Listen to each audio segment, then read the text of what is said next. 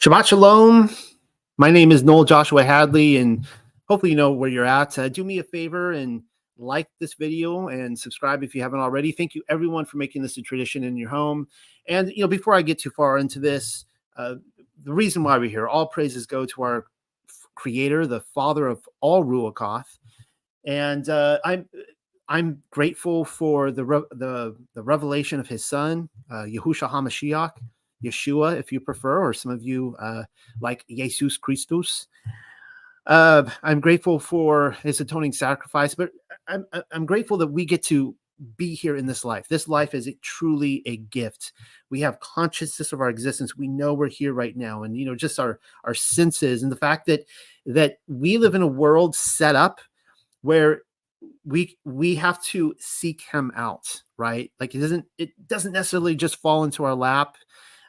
It kind of does, because you have the truth in plain sight. I don't need to go over all that right now. I'm just grateful to be here. I'm grateful for you guys, and I hope that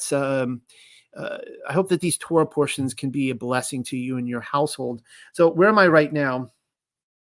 I just want to show you something I was working on this week. If you go to my website, The Unexpected Cosmology, you go to the archives button right up here, and you just kind of scroll down. There's a lot of different tools on here that we have developed.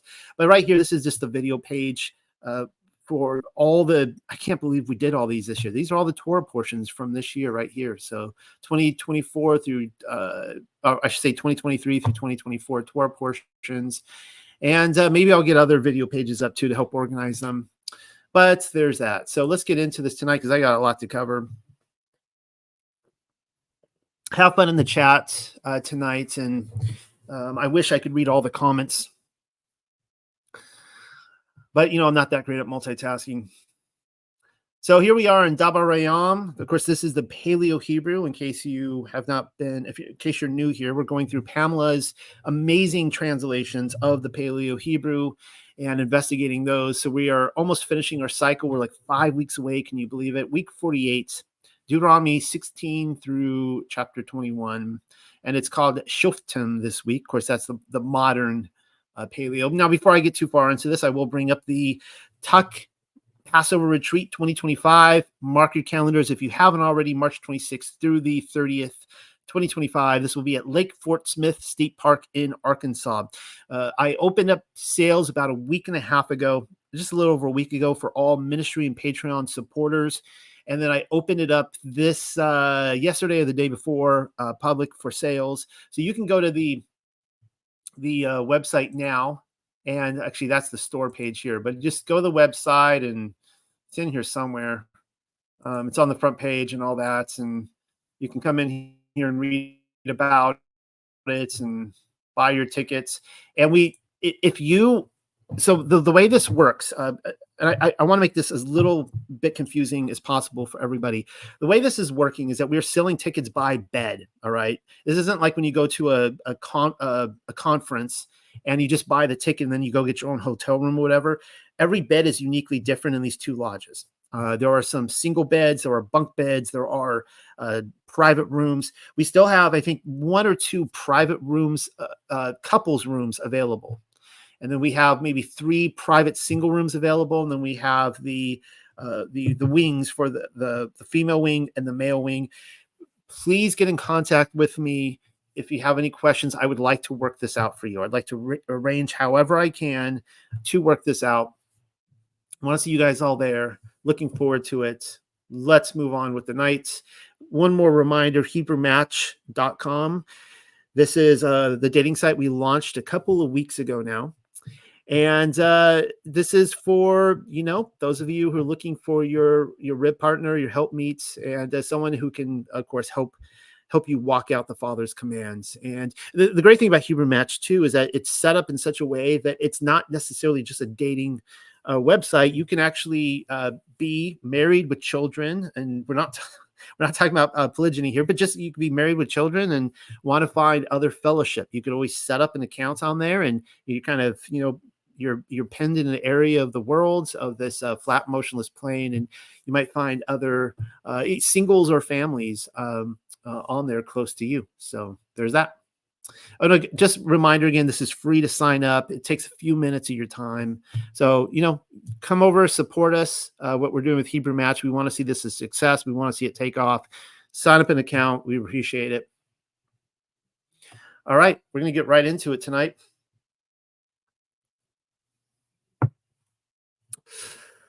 The fifth speech of Mashaha, establishing, I think we go through about 3 of his speeches tonight. Establishing judges and authorities. You shall set in place for yourselves judges and noble scribal magistrates in all your gates, which Yahweh your Allahayah shall give to you for your tribes, and they shall judge the people with upright judgment. You shall turn away judgment. You shall not recognize faces, and you shall not take a gift. For a gift will blind the eyes of the wise one and shall pervert the plans of the Zara Yakum. And of course, I think this is pretty straightforward. No taking. I like how Pamela said that there. You shall not recognize faces. Right? Like you can see that a situation. You're sitting in a seat as a judge, and you're like, yeah, I'm. That's like my best buddy over there. I'm going to judge them differently than these strangers. Straightness, what is right and just, you shall pursue for the purpose and intent that you may exist and will receive an inheritance, the land which Yahweh your Allahayah shall give unto you. You shall not plant for yourself an Asheraha, or a Shira pole, or Ashtoreth. You shall not raise up for yourself a statue or pillar which Yahweh your Allahayah hates. I have to wonder how many of these Asherahas there were in the land. If like you would just go down a road and you'd see them everywhere. I mean, how many of these did they have to destroy? They'd be finding them for generations to come. And that's almost where it's dangerous, right? Like the ones that maybe slip through your fingers. You didn't see them. They're off in the woods somewhere, and 2 generations down, they discover them. We saw the same thing happen in Jubilees with the Watchers monuments after the flood. You will not slay and sacrifice unto Yahweh Allahayah an ox or sheep in which exists in him a defective thing, for that would be an abomination to Yahweh your Allahayah. And that's pretty straightforward, right? We want to give him our best. There was a term for that growing up in church. You wear your Sunday best, right? If he be found in your midst within one of your gates, which Yahweh your Allahayah gives unto you, a man or perhaps a woman who fashion an evil, malicious, hurtful deed in the eyes of Yahweh your Allahayah, in passing over his barayath, that he has gone and served other gods or lesser gods, the Allahayam Akarayam, and he will bow down to them, either Shamash or perhaps Yarak, that's the sun and the moon. I'll be talking about that tonight. Or perhaps of all the host of heaven, the Ha-Shamayam, which I have not commanded, and those would be the stars, and responded to the report and have tread about, seeking, inquiring honestly. And behold, the matter is true, confirmed. This abomination has been fashioned in Yasharel. So this is talking about an investigation, right? There has been a witness has come forward, hopefully 2 or 3. They have looked into the matter. This isn't like just dragging someone out of their house and killing them on the spot. This is, going before the elders of Israel. And you have brought forth that man or perhaps that woman which has fashioned the evil, noxious, hurtful matter toward your gates, the man or perhaps the woman, and you have overwhelmed them with stones, and they die. Upon the mouth of 2 witnesses or perhaps 3 witnesses, he shall be slain, the one worthy of death. He shall not be slain upon the mouth of 1 witness. The hand. So, I mean, it's like, you go off and you see someone doing something naughty in the woods. Again, according to this, it can't just be 1 witness. You have to have multiple people see this act. That you go onto his property and you inspect, and oh yeah, he does. He has one of those Shira poles on his property, and he didn't take it down. I see this as like, just this willful disobedience against the law, against the Torah of the land. The hand of the witnesses shall exist upon him at first to slay him, and the hand of the people following after. And I think that has to be awful. I mean, the fact that I would have to lay my hands on that person, I just, that would just be an awful thing to have to do. You would really want to have to be certain that you are, this person's being put to death. Like you better be really certain that you knew what you were talking about in your accusation. The hand of the witnesses shall exist upon him at first to slay him, and the hand of all the people following after. And you shall exterminate the noxious, hurtful evil from your midst. If a matter among you be difficult of judgment between blood for blood, between strife for strife, and between blow for blow, matters of great contention within your gates, then you will arise and you will send toward the place of habitation, which Yahweh your Allah shall select in him. And you have come toward the priest, the Levites, or the Wayam, and toward the judge that shall exist in those days, and you shall tread about inquiring, and he shall conspicuously in the sight of all tell you unto you the edict of judgment. And you have fashioned upon the mouth of the edict that which he did conspicuously in the sight of all, tell unto you from out of the place of habitation which Yahweh the ever-living shall choose. And you have observed to fashion like all which he has instructed you over the mouth of the Torah, which he shall teach you, and over the judgment which he shall declare unto you. You shall not turn aside from part of the sentence which they conspicuously in the sight of all tell unto you, either to the right side or to the left side. And the man which fashioned with swelling pride so as to not hear or obey the priest, the one who stands to minister there unto Yahweh your Allah, or perhaps the judge, and that man shall die.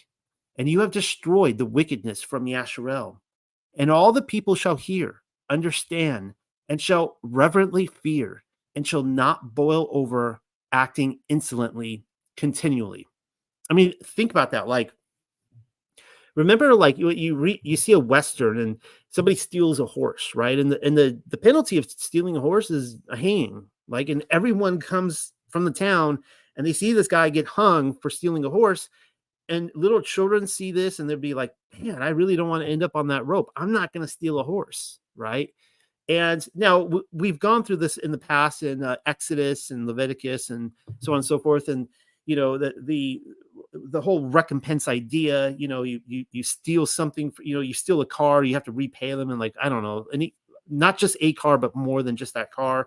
I mean, I love this whole system of recompense, but man, that's the whole idea of destroying the wickedness in the land. Imagine if these kind of judgments actually happened and people in America in the West were like, wow, like it's like you don't steal a car, like that's serious. It's not just me ending up in jail where the government's going to feed me, and give me a TV or whatever, and I'm just going to sit there reading books all day or working out. Like it's serious. When you come toward the land which Yahweh your Allah gives unto you to inherit, and shall settle down to dwell in her, and you have observed, I will appoint a malach over me. Now, this can be translated to angel, but here it's translating contextually, I think, to a messenger or a king. Like all the nations which are in a circuit round about me, you will certainly appoint a malach over you, whom Yahweh your Allah shall choose upon him. One from the midst of your brothers, because obviously we don't have angels living among us. Well, maybe we do. I don't know. You will appoint over you a malach. You will not be permitted to place over you a man who is a foreigner, who is not your brother. Only he shall not multiply for himself swift horses, and he shall not cause the people to turn back to the place Matrim, to Egypt. And it is for this reason he has multiplied horses. And Yahweh the ever-living has declared unto you, you shall never again turn back in that way again. And he shall not multiply to himself women, and he shall not turn aside his heart, and he shall not greatly multiply gold and silver for himself. This we will be talking about in a little bit.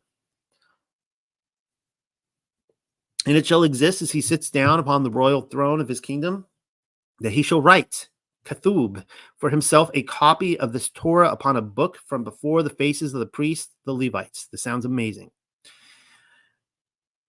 And this shall exist with him, and he shall call out upon him all the days of his living for the purpose and intent that he may learn to reverently fear Yahweh his Allah, to guard all the instructions of this Torah and these statutes, to fashion them so as not to fall away, his heart being lifted up over his brothers, and so as not to turn aside from the commandments to the right side or the left side, for the purpose and intent that he may prolong his days upon his kingdom, he and his sons in the midst of Yasharel. Again, these are instructions for the king, which they're not supposed to have, but he says you're going to get it anyways. And when you do, by the way, this is what you're supposed to do, which for the most part, obviously they did not do.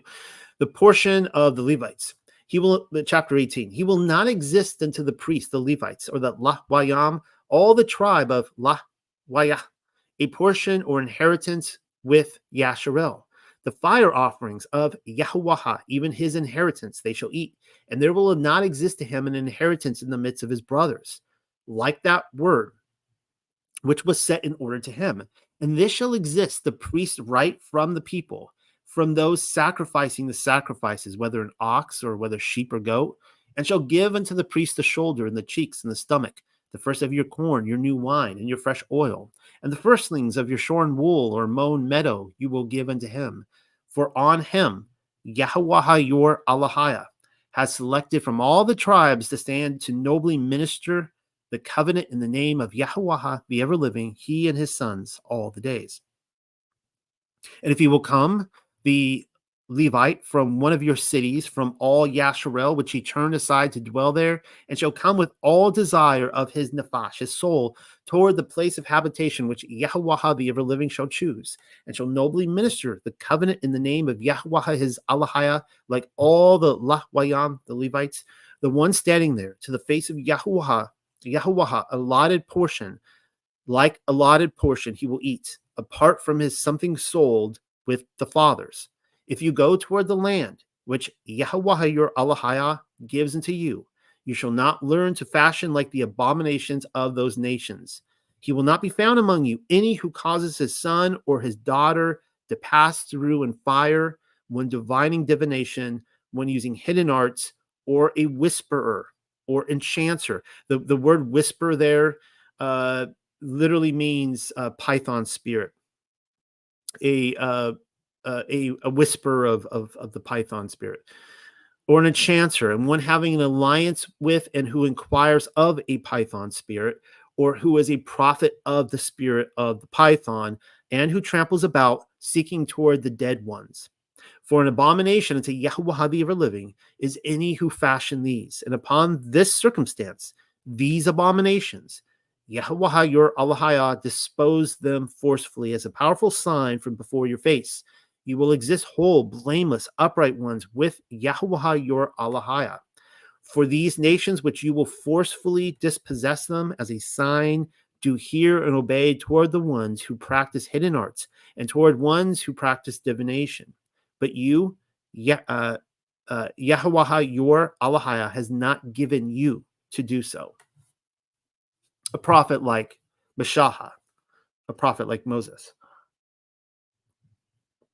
A prophet from your midst, from your brothers, like unto me, shall Yahuwah your Alahiah raise up unto you.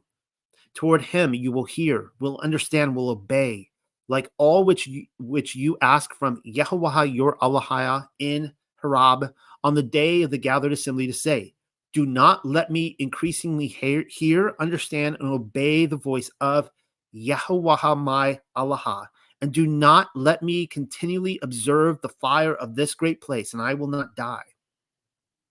And Yahuwah the ever-living declared toward me, they have rightly spoken this purpose plan. A prophet I will raise up for them from the midst of their brothers, like unto you, and I have given my debar in his mouth, and gave instruction toward them, all that which I command him, and it will exist. The man who does not hear and obey toward my debar, I will require this from him. Only the prophet which, boiling over, acts insolently in setting a word in order in my name, that which I have not commanded him, and if he will speak in the name of Allahayam, Akarayam, the lesser gods, then that prophet shall die. And if you will say in your heart, how will we acquire knowledge concerning the word which Yahuwah has not set in order? That word which the prophet shall speak in the name of Yahuwah the ever-living, and the Ha-Debar does not exist, and it comes not to pass. The Debar which Yahuwah has not spoken. In swelling pride has the prophet said a word in order. You shall not turn aside on account of him. Now, I'll be talking more about this later. There's so much to discuss. I will point out, obviously, this is considered by many, not everybody, to be a messianic passage. I do think it's interesting that we do see the Bible being bookended with two different prophets, right? We got Moses over here, we got Yahushua HaMashiach over here, and to deny that Messiah came in the flesh, that Yahushua is Messiah, is one of the two definitions that I have found for Antichrist. And so it's kind of interesting where it's like there's people over here on the right who acknowledge Jesus Christ, but they deny Yahweh. They deny the instructions in righteous living. But then there's people over here that acknowledge Moses and the instructions in righteous living, the Torah, but then they deny Messiah, Yahushua HaMashiach, Yeshua. It's kind of interesting how that works, huh? And according to this, it's like, nope, sorry, they both work together. Like Moses spoke of him, so and he's speaking back to Moses, and they're the two opposite pillars here in Scripture, the polar north and the south. Regarding the cities of the refuge, this is something we've covered now a few times. When Yahweh your Elohim has cut off the nations whose land Yahweh your Elohim gives to you, and you have disposed them, and you will settle down to dwell in their cities and in their houses, you will separate unto yourself 3 cities in the midst of your land, which Yahweh your Elohim gives to you to inherit. In that manner you will establish for yourselves the way, and have divided into 3 parts the territory of your land, which Yahweh the ever-living, he will cause you to inherit, and it will exist there for a place where any killer may flee. Now, we've covered this before, and there's actually 6 cities, which is interesting. It's the number of man. There's 3 on the east of the Jordan, 3 on the west of the Jordan. Here he's talking about the 3 on the west of the Jordan. And he's saying that you're going to, let's see, 3 cities. You're gonna settle into these. That tells me maybe when this was written that the other 3 had already been established, because we saw those directions earlier that 3 and 3, and we saw several weeks back where they settled into the eastern territories already. So they probably set those up. So he's giving directions now when they cross the Jordan. And this is the purpose plan for the man killer who flees there and will live. Whosoever kills his companion without knowledge, and he who had not hatred for him from former time, and that came in with his fellow into a thicket of trees, to hew trees, and his hand has thrust with the axe to cut, and the iron slips off away from the wooden handle and happens to fall against his fellow, and he dies, then he, the man killer, will escape toward one of those cities and live, lest the kinsman avenger of blood pursues after the man killer when his heart is heated, and he reach laying hold, for the way be great, and he slay him. The Nephash, and he had been not judged worthy of death, for he had not hated him from before that time. Over this reason, I command you to declare, you will separate for yourselves 3 cities. And of course, the idea that you're chopping a tree, and the axe blade flies off the axe and hits a guy in the head and kills him. I mean, I don't know how many times that happens. I assume that's one example of many potential. Maybe it could be recklessness, carelessness, but in that sense, it's almost like, it could be reckless, but I don't know. You have an axe, how many times do you expect the head to fly off, right? And conditionally, if just almost knocked something over myself over here. And conditionally, if Yahweh your Elohim shall make spacious your borders, like that which he solemnly swore unto your fathers. And this is talking about going, in modern Israel terms, it would like go all the way out basically to the Euphrates River, I think, in Iraq. That's the expansion he's talking about here, which would be, of course, Solomon's kingdom. If you will guard all these commandments to fashion them, which I am commanding you this day, to love Yahweh your Elohim, and to walk in his ways all the days, then he will increase for you yet again 3 cities over these first 3 cities. And also, maybe, I don't know, that's kind of interesting there, huh? I thought I was under the impression that it's funny how many times you could read over something, right? I was under the impression that the instructions were 3 on the east of the Jordan to those tribes. And innocent blood is not poured out in the midst of your land, which maybe there are 3 additional. I don't know. Because you would have to, right? Because he says that they can't be long duration apart. A man has to flee for his life. So running all the way from Babylon to, say, Jericho is quite a trek if you got a posse coming after you. And innocent blood is not poured out in the midst of your land, which Yahweh your Elohim gives to you to inherit her, and there exist upon you blood guilt. But if a man exist having hatred for his fellow, and shall craftily weave a snare for him, and shall rise up against him and strike him, we call that murder, the Nephash, and he dies, and the man killer shall escape toward one of these cities, Then shall the bearded ones of these cities send him forth, and shall take him from there, and shall give him into the hand of the kinsman avenger of blood, and he shall die. Your eye shall not have pity over him, and you have removed the innocent blood from Yashrael, and is well with you. I guess you would be busy if you're over these sanctuary cities. You would be pretty busy trying everybody's case and figuring out if they're guilty or not. Because if you're guilty, you can't stay. You will not remove or draw back your companion's boundary, which they of the aforetime have determined as limits, in your inheritance, which you will inherit in the land which Yahweh your Allah gives unto you to possess her. One witness shall not rise up against a man for any iniquity, perversity, or depraved action, and for any sin in all the sin which a person shall sin. In the mouth of two witnesses, or perhaps three witnesses, shall a matter be established. If a violent witness rises up against a man to pronounce in a loud voice, implying against him a violation of the law, then the two men which have the contention unto them shall stand to the face of Yahweh the ever-living, and to the face of the judges which exist in those days, and the judges shall tread about, rightly seeking, and behold, the witness is a false witness. He has spoken in a loud voice deceptively against his brother, and you have done unto him like that which he devised to fashion for his brother.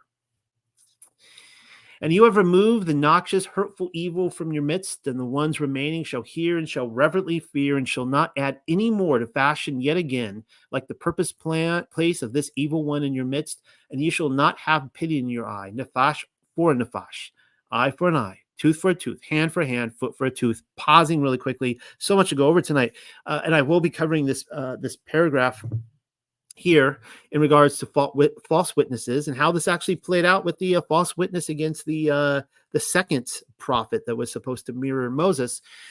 But this passage right here is what put the fear of Yah into me with Paul. And as many of you know, I went through my anti-Paul stage, and just kind of throwing every accusation against him that I could, seeing what stuck. And one day I woke up and I'm like, oh my goodness, because it says right here that, let me read this again.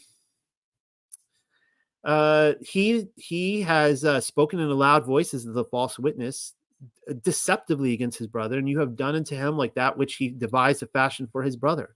So basically, according to the Torah, if you speak falsely against a brother, someone who's, now this, the context here is this is someone in Israel. Okay. This is a fellow Israelites. They are a brother, and you are accusing them of malpractice. You're accusing them of, breaking the Torah, or, doing something awful, or leading people away from the context here is, false prophets leading people away. Right. And you are actually falsely accusing him. Just remember this. Okay. Again, I want to put this out there for those of you. This is the Bible. This isn't me saying this is just the Bible. It's one of those things like check yourself before you wreck yourself. I just want to put that caution and throw it into the wind for those of you who are just going out there slandering the guy and just seeing what sticks. And so you could say whatever you want. It doesn't really matter. Remember, if you are wrong according to this, you may get the punishment that you think he should get. All right. So that put the fear of Yah onto me. And that's when I just shut my mouth. Even when I was still anti-Paul for about 2 years, I just didn't want to say anything. Didn't want to accuse the guy of anything. So something to think about. The sixth speech of Meshachah, the Torah regarding warfare. Again, I don't want you guys to think that I'm like coming down, attacking someone who is anti-Paul. I say this time again, if you guys have no, there's nothing forcing you, there's no requirement that you have to read Paul's letters. You don't have to read them. They don't have to be, if you feel that he fails the Torah, fine. Just, I wanted to put that out there because I think it's important to note that we do not want to falsely accuse anyone who claims to be a brother. All right. The sixth speech of Meshachah, the Torah regarding warfare. I'll be talking about this later too as well. If you go forth to war against your enemies and you have observed horse and military chariot, a people more numerous than you will not reverently fear them. Now, remember, contextually, it was just talking about you're going to get a king, and it's not what I want. I want you to be my king, but you're going to get a human king, and he's going to start hooking you up with horses and chariots, and I don't want that either. Because you're afraid of the nations around you. I don't want you to have these weapons of war. I want you to just trust in me that I'm going to take care of you. Anyways, you see these surrounding nations, they got chariots. I guess in modern terms, they got, all sorts of like wild weapons of war. They got tanks and jets and aircraft carriers and all that kind of stuff. A people more numerous than you will not reverently fear them, for Yahweh your Allah is with you, who caused you to ascend from Matzarim, from Egypt. And it shall exist, because of course Egypt had much more higher tech than they did. And it shall exist in your drawing near toward the fighting, and the priest shall approach and set word and order toward the people, and shall declare toward them, Shamae. It means to hear, understand, obey. Hear. Yeah, you guys know the phrase. Oh, Yasharel. Hear, understand, and obey, Yasharel. You, the ones approaching this day to the heat of battle against your howling enemies. Do not be timid in your hearts. I love this speech. This is the greatest war speech of all time. You will not reverently fear him, and you will not tremble before their faces. For Yahweh your Allah will walk with you to do battle against your enemies, to deliver you. And the scribal magistrates will set forth words in order toward the people to declare, who is the man who has built a new house and has not dedicated it? Let him walk and turn back to his house, lest he should die in the place of warfare. And a man following after should dedicate him. And what man among you has planted a vineyard and has not made him profane? Let him walk and turn back to his house, lest he die in the place of a battle. And a man following after should make him profane. And what man among you has betrothed himself to a woman and has not taken her? Let him walk and turn back to his house, lest he should die in the place of battle, and a man following after should take her. I don't know if you notice what's happening here, but the priest is going up there and doing the complete opposite of what any military general today would want you to do, and he's sending people home. He's like, yeah, we don't need you. Just anyone who wants to make some excuse, get out of this battle, just go. Let's just count the ways you can leave. And the scribal magistrates will add to the words set in order toward the people and shall declare, what man among you is fearful and tender of heart? Walk. He should turn back to his house, and he will not melt the heart of his brothers like his own heart. And it shall exist as the scribe. He's basically saying, if you're a coward, please leave now, so you don't turn the rest of my soldiers into cowards. Walk. He should turn back to his house, and he will not melt the heart of his brothers like his own heart. And it shall exist as the scribal magistrates complete setting words in order toward the people, that they shall set commanders over the armies over the head of the people. If you approach toward a city to wage war against her, and you have called out toward her for Shalom, and it shall exist conditionally if she will answer in a loud voice, Shalom, and she opens to you. Then all the people, those found in her, shall exist to you for tribute rendered by service, work, and serve you. But conditionally, if she will not work shalom with you, but she should fashion against you warfare, then you shall besiege her against her.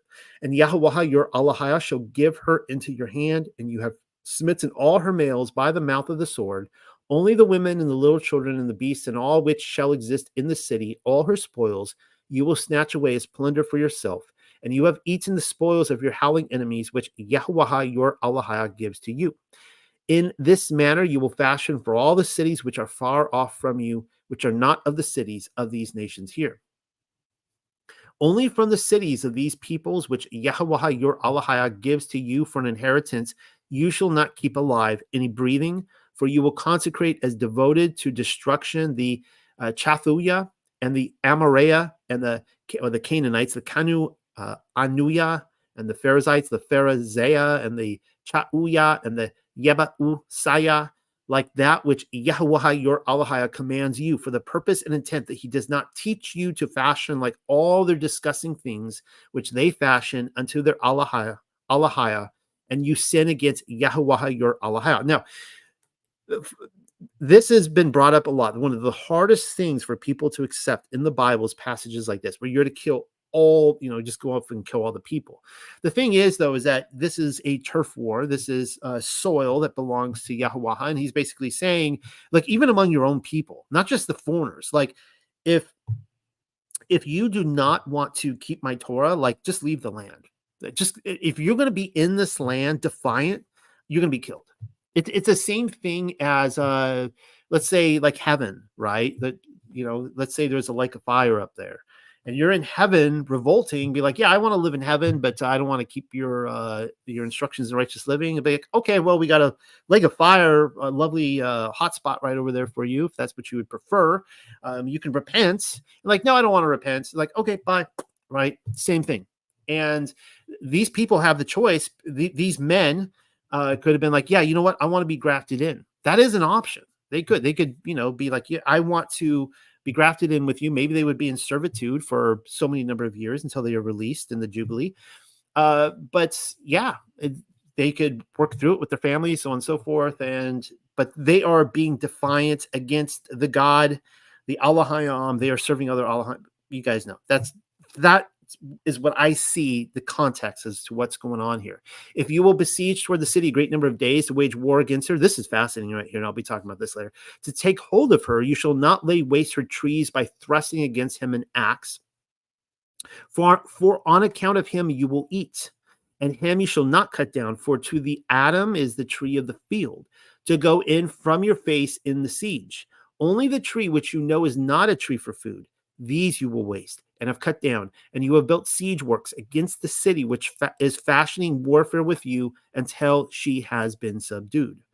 And of course, you guys know with Hebrew thinking, it's like you got fruit trees and non-fruit trees, and non-fruit trees are there to be cut down and thrown into the fire, or you can build houses with them. They need some sort of use. But if a tree is useful and its fruit is good, you do not cut it down. And that's the thing about, Messiah. He says, like, the trees that produce rotten fruit, they're going to be cut down. So we want to not be that, right? The seventh speech of Mashaha, determining blood guilt. If he will find fatally wounded person upon the Adamaha, which Yahweh your Allahaya shall give to you to possess her, one who has fallen in her field, with I just thought of this too. Well, I'm going to finish this. And it shall exist. I'm sorry, guys. Let me try this again. One who has fallen in her field with no knowledge as to who has slain him, then your bearded ones and your scribal magistrates shall go forth, and they have measured toward the cities which are in a circuit round about the slain.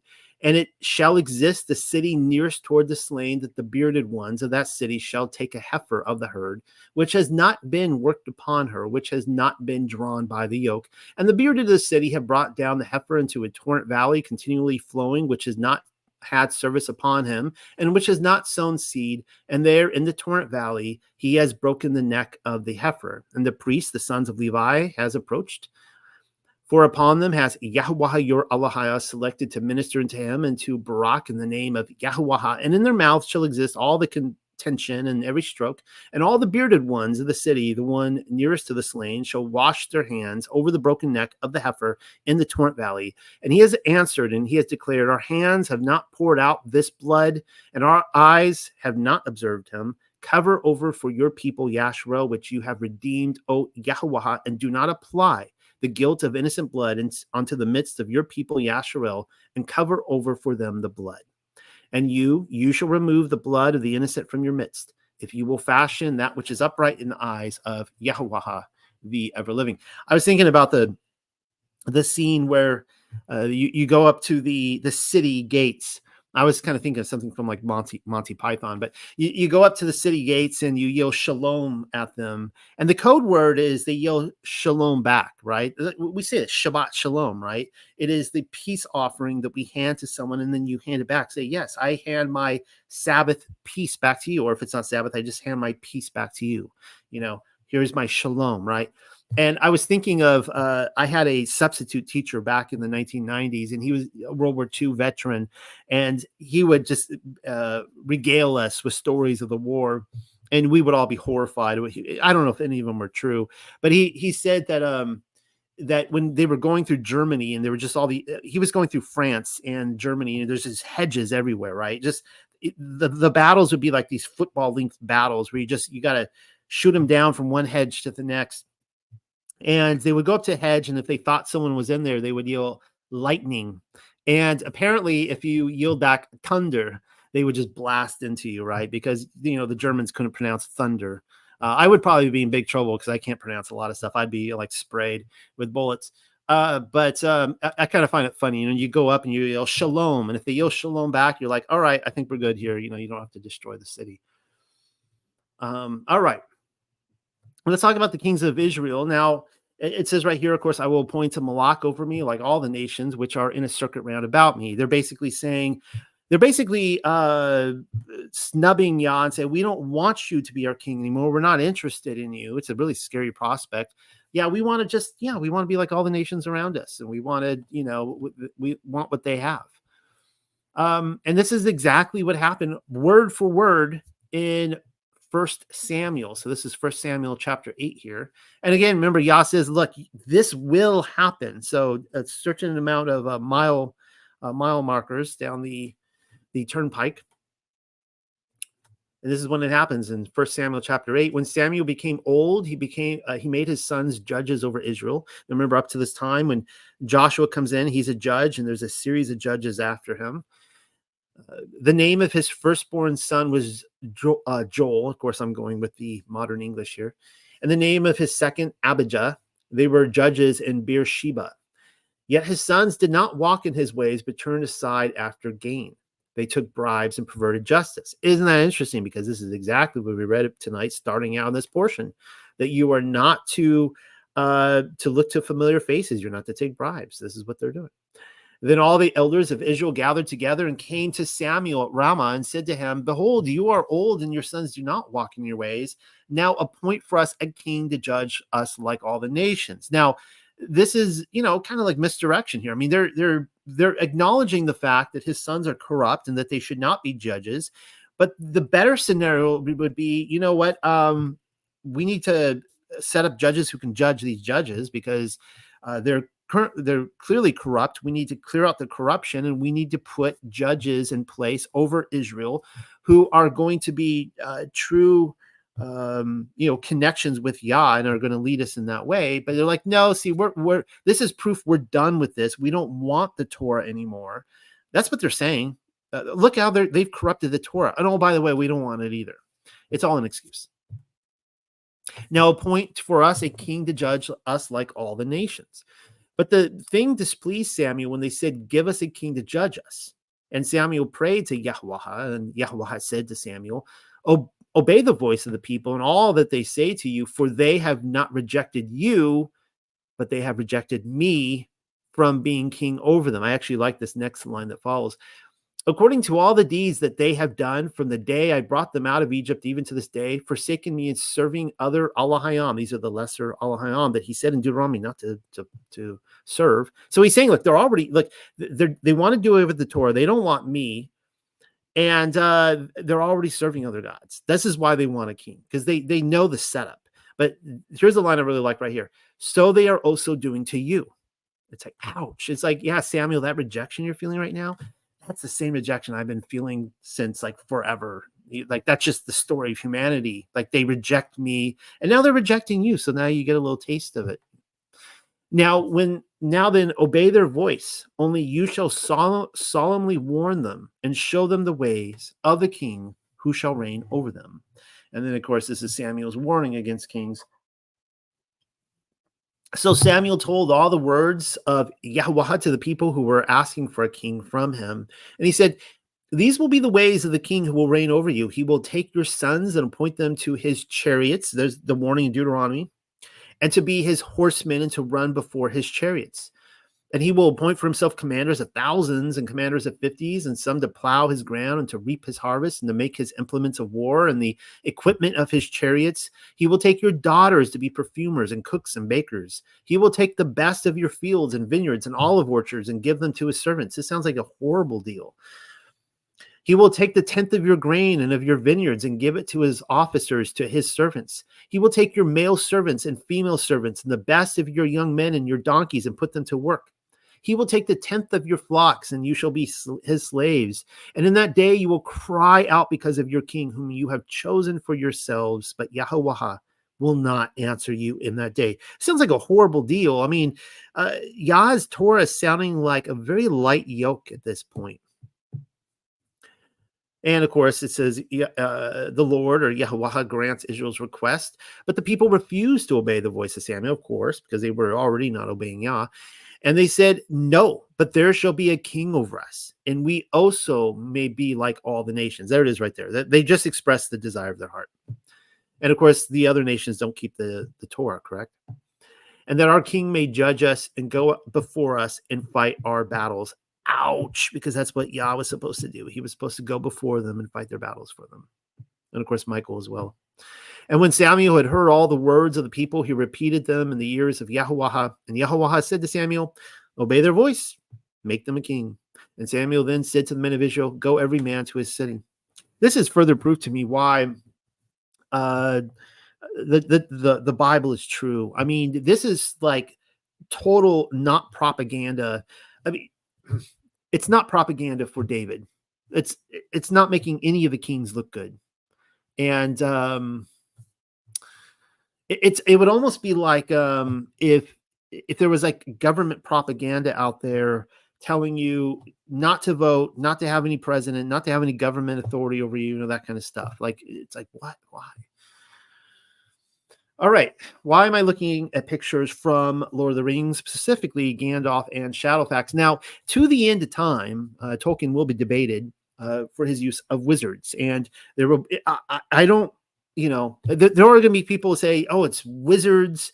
I was talking about this with John Q. He came on Tuesday night when I had the Kingdom Verse call-in Q&A, and he brought up the more recent Rings of Power. And, this is always a problem for individuals because there's wizards in here. Now,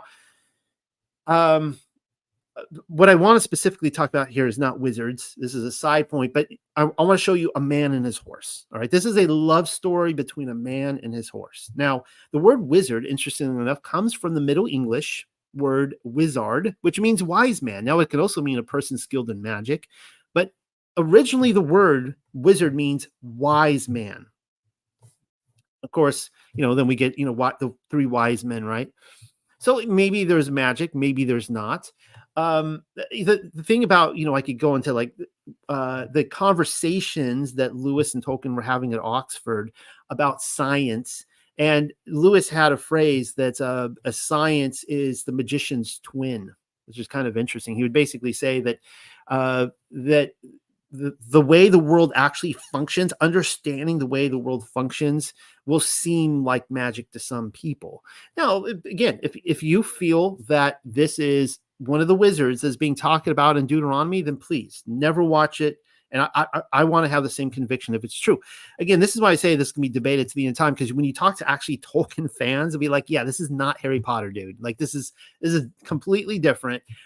So quickly here, there were five I'll give you a little Tolkien lore. There were 5 guardians tasked by the Valar in Valinor. The Valinor, by the way, is the Undying Lands. All right, it's the Blessed Realm. It's the Hidden Wilderness. I talked a lot about this. That's where the elves went, who I kind of say match amazingly the Millennial Kingdom Saints. Isn't it interesting that Middle Earth? It's a reference to the Middle Ages, Middle English. All right. So there were 5 guardians, and they were tasked by the Valar. These are the residents, you could call them resurrected, but the residents of the Undying Blessed Lands on this earth in the greater realm. And they had the authority of the creator supreme being, Eru Elevator. And their purpose was to guard the elves of Middle-earth, the aka Millennial Kingdom Saints, from Sauron, aka Ha-Satan.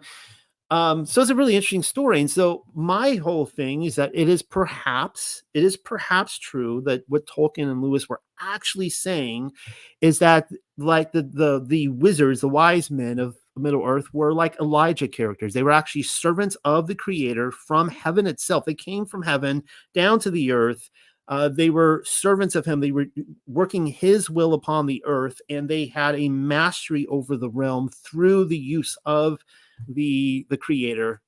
Just throw that out there. All right. So clearly anybody who saw Elijah work miracles would not go, that's, I hope not. There'd be some people, that's witchcraft, like, no, it's actually, he's using the power of the Most High. He's like a vessel that the Most High is working through him. And we're going to be talking more about those vessels there tonight. But now let's move away from the wise men, the wizards of Middle English, and look at King Theoden and his horse. Now, why am I doing this? A couple reasons, but it is interesting that in a lot of these medieval stories, you don't have a king or a knight without a romance with his horse. Like, they love their horse. They have one horse. They know the horse by name, and they're intimate with the horse. You pat it and you love it and you kiss it and you talk to it, and the horse responds to you. And there's stories like a really good rider, a relationship between a horse and his rider, that you don't even need a saddle. You just sit on it and you just bareback it, and the horse responds to you and you it, and you have that relationship. And of course, here is one of the most epic scenes of all time. And of course, the name of his horse was Snowmane. I do have a point to all of this. So let's talk about the king's horses and wives. We read this in Deuteronomy. This is what it says in the Jonathan Targum. Let's see. It says, only let him not increase to him more than 2 horses. So that's interesting. So a king is not supposed to have more than 2 horses. Why is that? And again, I pointed out that, in all these stories, medieval stories and stuff, the king, it's like a truly righteous, good king would have, a relationship with a specific horse. And I'm going to make the connection here with horses with women, believe it or not. I think that they're interrelated. And I would, it's the same thing. I could say that with maybe even like cars today, material things, right? Like, why do you need a car full of a garage full of cars and stuff like that? Like, you just need one car. That's all you need, right? For maintenance. But anyways, it says in the Targum, neither shall he multiply to him wives above 18 in number. So that's, if they give the number 18, I don't know why. Very interesting, lest they pervert his heart. So a king, apparently, he can have more than one wife, but don't go over 18. 16, 17, you're getting really close there. You maybe need to slow down the shopping process and looking twice at a woman. So there's that. This is what it says in, why did I put this passage in here? So we see here also. So there's a couple things here. Don't have too many horses. A couple horses, you're good to go. For how great of a king you are, you only need 2, right? How many horses are you going to ride? Don't get too many wives. Keep to a low number of wives. Now, again, there might be reasons as to why you would have 18 wives. I mean, let's just spill out a practicality purpose. It's a shalom covenant, right? You have another king and be like, okay, let's trade. I don't know. You would most likely give sons and daughters out, right? You would have daughters and be like, okay, I'm going to give my daughter to this king or whatever, to his son or whatever. But I would think that could be a practicality behind it. Clearly, Solomon was either way you slice the cake, he was went way beyond that number. All right, so we've been looking at this in Deuteronomy 6, this idea about writing the Torah, the commands on the door frames of your houses and on your gates. One of the requirements of the king is that he was actually to write out his own copy of the Torah. He was to be in the presence of the Levites, and the reason being is the Levites, they know how it's done, they know the craft and skills, so they're there to guide him. Nevertheless, he is to sit there and write his own copy of the Torah and have it there next to him for his reference. And Pamela can talk more about this, about what is called a kosher document or Torah, and it has to be perfect. It has to be completely perfect. I mean, if you make a mistake, you have to bury it in the ground in a certain way, and you would have to keep doing it until you got it right. And I've been talking about Deuteronomy 6, this idea of putting the commands in your door frames of your house on the posts. And I've stated that I think that one of the reasons is for the spiritual world. There's spirits everywhere, and they want to know what the law of your house is. Now, I'm not saying it's going to stop a spirit from coming into your house, But I do think that a spirit's going to look at that and go, okay, well, that's the rules, the law that I have to give my okay. Like I have to give my consent to go by that. And if I'm going to break that, it's going to be worse for me. Contrarily, if the person in there is not keeping what he is saying he's keeping, and I go in there, it's going to be worse for him. Like it's going to be really bad for him. But that is what I think keeps the spirits away. Now let's look at what happened with Solomon. First of all, we can see here in 1 Kings chapter 4, Solomon had 40,000 stalls of horses for his chariots and 12,000 horsemen. I mean, we can do the math on that. Let's say each chariot has 3 to 4 horses. That's like what, 10,000 chariots, maybe 15,000. I don't really know. 12,000 horsemen, a lot. And then we go a little bit, that's 1 Kings 4. We go down to 1 Kings 11, and he had 700 wives who were princesses. And again, see, they were all royalty. Like he's not just nabbing women on the streets. I mean, this guy has a kingdom all across the earth, right? So he is grabbing princesses from all the different kingdoms and 300 concubines. You have to wonder why. What is it like? What is it that 700 got promoted, 300 only remain concubines? But whatever. And it says, and his wives turned away his heart. There it is right there. So this is the Testament of Solomon. This is what it says. And this is where you're going to see the connection between having the Torah at your side and as well as the wives. Testament of Solomon, son of David, who was king in Jerusalem and mastered and controlled all the ruach of the air, the spirits of the air, on the earth and under the earth. By means of them also he wrought all the transcendent works of the temple, telling also of the authorities they wield against men and by what angels these demons are brought to naught. I have a theory that with the Odes of Solomon, the writer of that ode, he doesn't identify himself. One of them actually does. There are multiple writers. One of them appears to be Messiah himself, which shouldn't surprise anyone since he actually wrote the epistle at the beginning of Revelation to the 7 churches from heaven. But I have a theory that the writer of the Odes of Solomon may really be Solomon. And some of you are like, well, no, I mean like the resurrected Solomon, because the writer says that he was resurrected. He was in Sheol when Yahushua HaMashiach came, and that he was resurrected, and its name's Odes of Solomon. I'm just wondering what if it was really written by Solomon during the millennial kingdom. That would be interesting, wouldn't it? Well, same thing with the Testament of Solomon. Is it possible? And Odes of Solomon was written for the layman. It was not written for higher minds. It was written for the common man. And I wonder about Testament of Solomon too. What if this was extremely popular in the Middle Ages, in Middle Earth, and wondering if he had a part of it. So I read to you from chapter 1, and it just basically says that he had control over all the spirits. So think about this. I mean, if you put the Torah on your doorpost of your house, you're wearing your tassels, you got it imprinted on your heart and your mind, right up here on your forehead, you have the mark of Yah. You actually have control over the spirits. You do. You have control over them. You are living a clean life. You're repenting of your sins.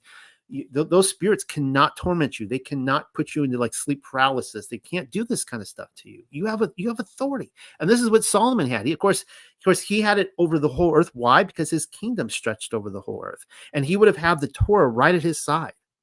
Okay? Well, let's jump ahead to 128 to 130. This is the final conclusion of the book. And it says, and I, Shaloma, glorified Elohim and adorned the temple of Yahweh with all fair seeming. And I was glad in Ruach in my kingdom, and there was peace in my days. There was shalom. And I took wives of my own from every land who were numberless, which isn't, he says numberless, but we read that there were 700 and 300. And I marched against the Jebusians, and I saw Jebusian, daughter of a man, and fell violently in love with her, and desired to take her to wife along with my other wives. And I said to their priests, give me the son Manitz or Shunammite woman. But the priest of Moloch said to me, Moloch, of course, was one of the Anunnaki, if you recall. Of course, this is Baal, right? So the priest of Moloch said to me, if thou lovest this maiden, go in and worship our Elohim. Go in and worship Moloch. Or in this case, the great Elohim Rephan and the Elohim called Moloch. I therefore was in fear of the glory of Elohim and did not follow to worship. Good, because hopefully he was still reading from the Torah. And he goes, yeah, I think this is a bad idea. It says right here in Deuteronomy, the king is not to do this. And I said to them, I will not worship a strange Elohim. What is this proposal that ye compel me to do so much? But they said, by our fathers. And when I answered that I would on no account worship strange Elohim, they told the maiden not to sleep with me until I complied and sacrificed to the Elohim.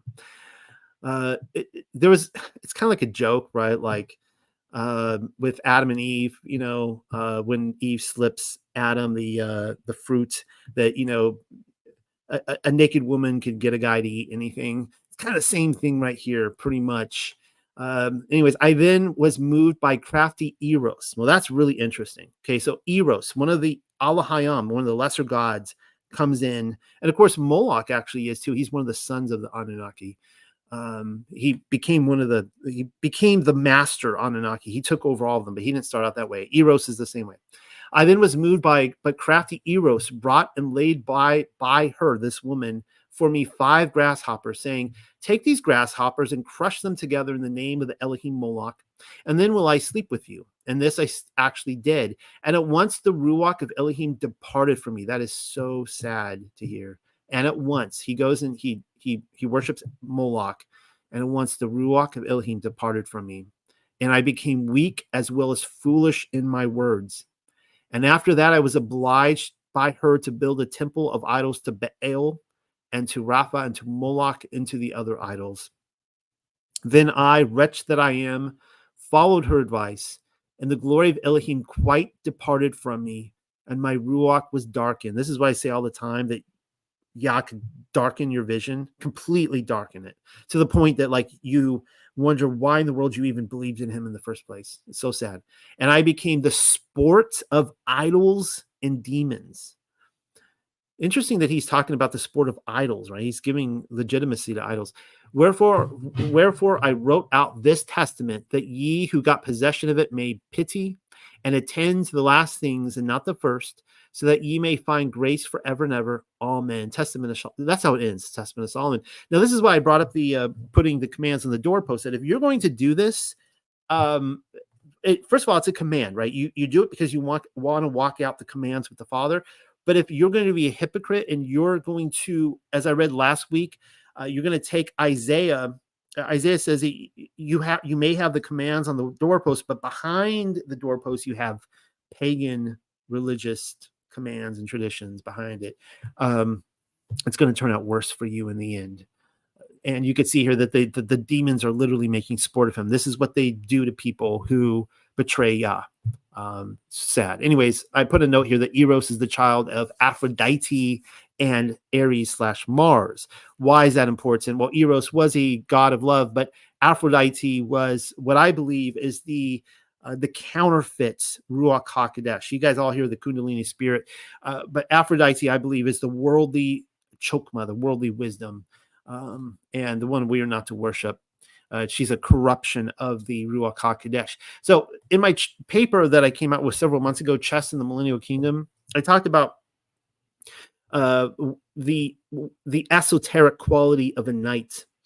And I'm not going to read this for you, but this is just a section from it. But the word chivalry comes from the French chevalier, which literally means knight or horseman. And you can't see a knight separated from his horse. All right. And the short of the long story is that the knight himself basically is his higher divine, connection to above the stars, right?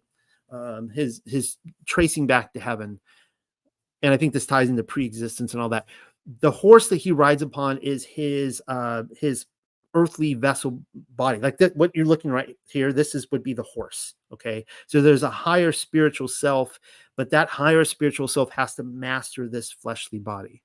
And that's the whole idea of knights. Now it's interesting. This picture right here, this comes from the Codex Manasseh.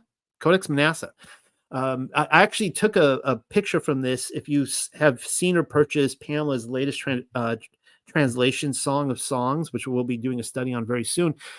And I love the Codex Manasseh. It's considered the most beautiful surviving book of codexes from the Middle Ages. And this says it all right here. Everything you need to know about a knight. He's got one woman. He's got one horse, right? He doesn't have 700 wives. He doesn't have a bunch of horses. He's riding one horse. Think about this. If a knight has multiple horses, he's never going to master them, right? He's never going to master himself. He's got too many masters.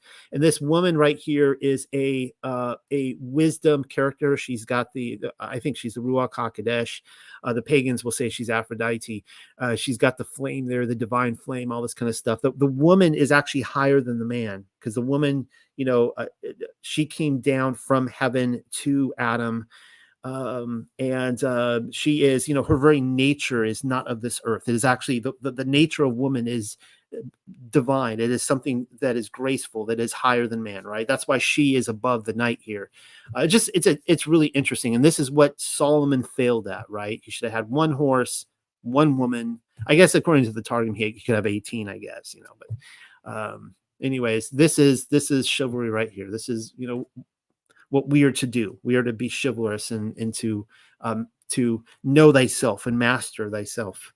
All right, let's go on. Let's talk about divine beings worshiping the sun, the moon, and the stars. I show this illustration a lot with the firmament there. Why do I do that? Is this pagan? Well, if you were to worship Nuit or Nut, as the Egyptians called her, yes, that would be naughty, because we were told not to do that. But I do want to say this right here. Recognizing the legitimacy of the spiritual realm in a post-Newtonian Copernican universe does not mean we are worshiping them. Now, you notice I put in quotes there, the Copernican universe. It's almost like people who live in the science realm of the Copernican universe feel like it's just like, ooh, it's like to recognize that there's these divine beings. That's icky. We're not supposed to do that. No, it's reality. That's the wool that's been pulled over all of our eyes. But also, not worshiping them does not mean we have to villainize them, calling all spirits evil. Okay, so a couple things here. Again, recognizing that there's a legitimacy to the spiritual realm does not mean we're worshiping them by recognizing that fact. Nor do we need to villainize them and say they're all evil. Every spirit that Yah created they're all evil. The weather, it's evil, all that. No, it's like, no, they're just doing their job. And I could take you through Enoch. Here's a quote from Jubilees here, and he talks about the Ruach of the winds, the Ruach of the clouds, the Ruach of darkness. We've been over this before, how darkness, it's night outside for me right now, that there's a literal spirit. The spirit of snow, of hail, of hoarfrost, of thunder, and of lightnings, and cold and heat. There's that cold and warm front that come together and create tornadoes and stuff, right? And that burst of energy, and winters, and of spring, and of autumn, and summer. They're all spirits. And it says that all spirits of his creatures, which are in the heavens and on the earth, were created on the first day. This is Jubilees chapter 2. Now, this could mean that the spirits in general were created on the first day. Like the idea, conceptually, the spirits were created on the first day. I take this to mean that all spirits were created on the first day. Every spirit, you and me, if your dog has a spirit, I don't know, you let you guys decide that, but everything with the breath of life, with the spirit in it, were created. That individual, that conscious being was created on the first day. All right. So here's a passage from Enoch. And again, it's just backing up what Jubilee says, is the spirit of the dew, the spirit of snow, of the mist, everything has a spirit. It's incredible. And they are farming the earth. They're just doing their job. And as I say time and again, just let them, don't call them all evil. Just let them do their job. No, don't worship them. Don't go in the opposite direction. I say this all the time. Like, if you see a spirit in the woods, like a Sasquatch creature, just let it be. Don't invite it into your home. Just like, oh, look, there's a spirit walking through the forest right now, and he's the caretaker of the forest. He's just doing his thing. If he's not going to bother me, I won't bother him. Maybe he will bother me. Maybe he's an evil, maybe he's an evil spirit, but until that happens, let's just leave them be. All right. So the firmament right here, you can see is a ruach. It says in Second Baruch that, "O you that have made the earth, hear me, that have fixed the firmament by your word," and have, I don't know why I put expanse in there. One translation that put expanse, it drives me crazy. It's the ruach. I'm sorry, the rakia. I'm sorry. "Fix the rakia by your word, and have made firm the height of heaven by the ruach." And it says that this ruach obeys you. So the firmament is a ruach that obeys Yah, according to Second Baruch. It says this in Second Ezra, Second Witness. "Upon the second day you made the ruach of the firmament and commanded it to part asunder." And then I put Second Ezra twice there, copy and paste, I guess. All right, let's move on. And here we see the sun and the moon, and they have hots for each other. Apparently, they're in a chariot together. This down here is from a movie called Gods of Egypt. I actually watched this at my buddy Dave's house like 2 or 3 years ago when I went up to New Hampshire. We watched this together, and it's really interesting because it depicts a flat Earth, and it shows the sun being pulled by a chariot. And they put the truth in right in front of you there and fictionalize it, and people go, "Oh, that's ridiculous," but according to these books, the sun really does get pulled by a chariot. And it says in Third Baruch, "And he took me and led me where the sun goes forth, and he showed me a chariot and 4, under which burnt a fire, and in the chariot was sitting a man wearing a crown of fire, and the chariot was drawn by 40 angels." Here the Legends of the Jews says this: "The sun runs his course like a bridegroom. He sits upon a throne with a garland, and on his head 96 angels accompany him on the daily journey in relays of 8 every hour, 2 to the left of him and 2 to the right, 2 before him and 2 behind him." And I think that this probably plays in with the gates of heaven.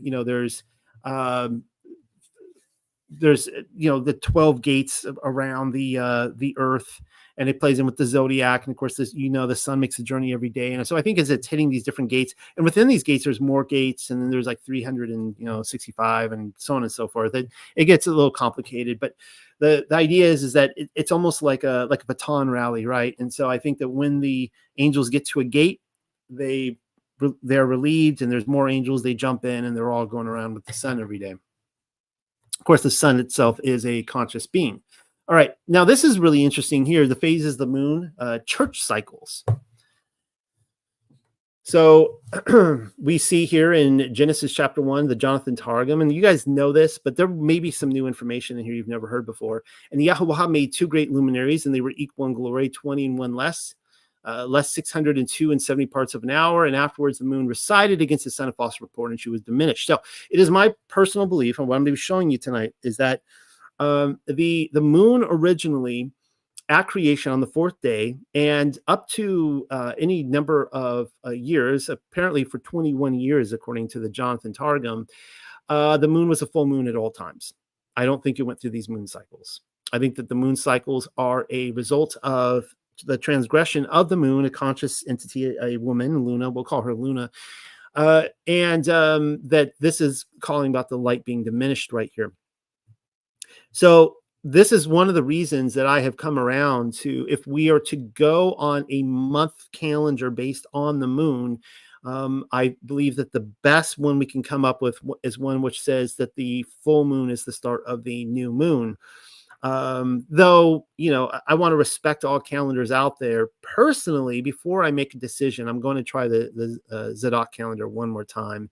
And I'm going to try a calendar which does next year, which does not go by the moon at all.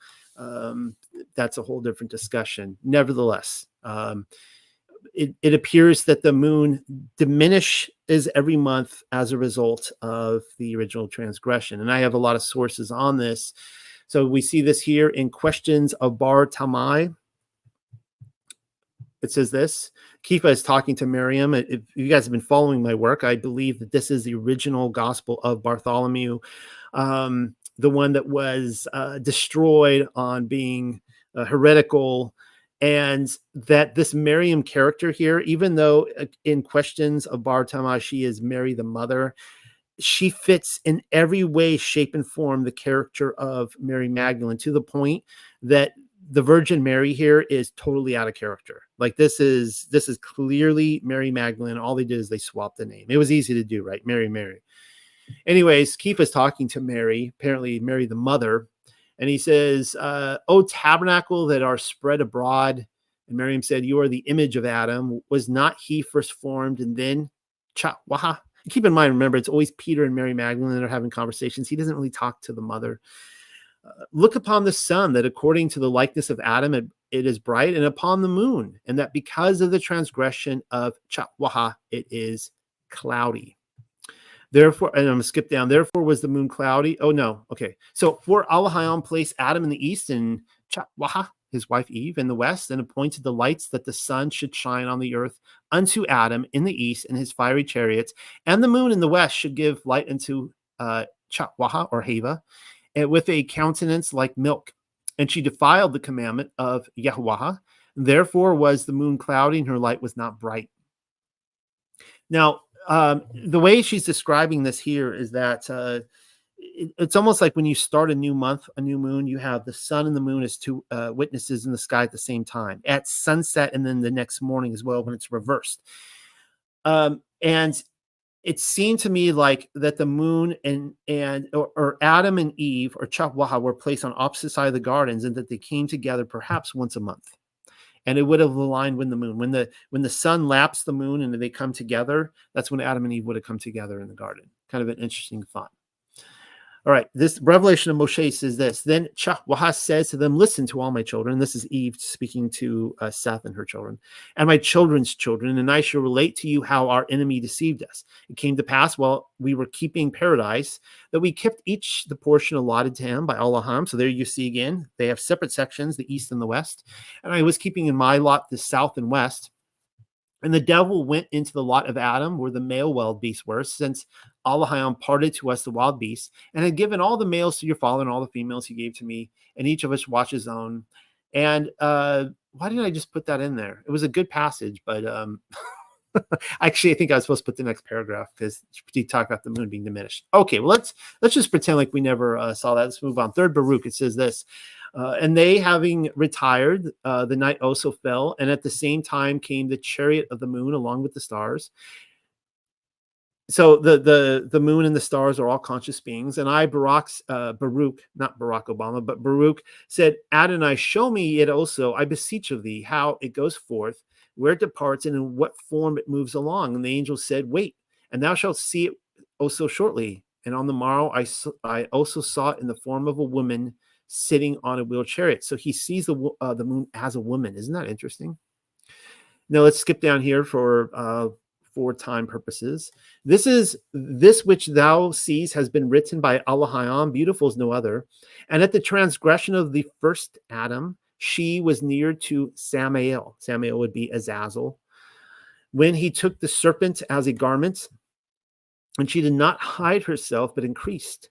And Allahayam was angry with her and afflicted her and shortened her days."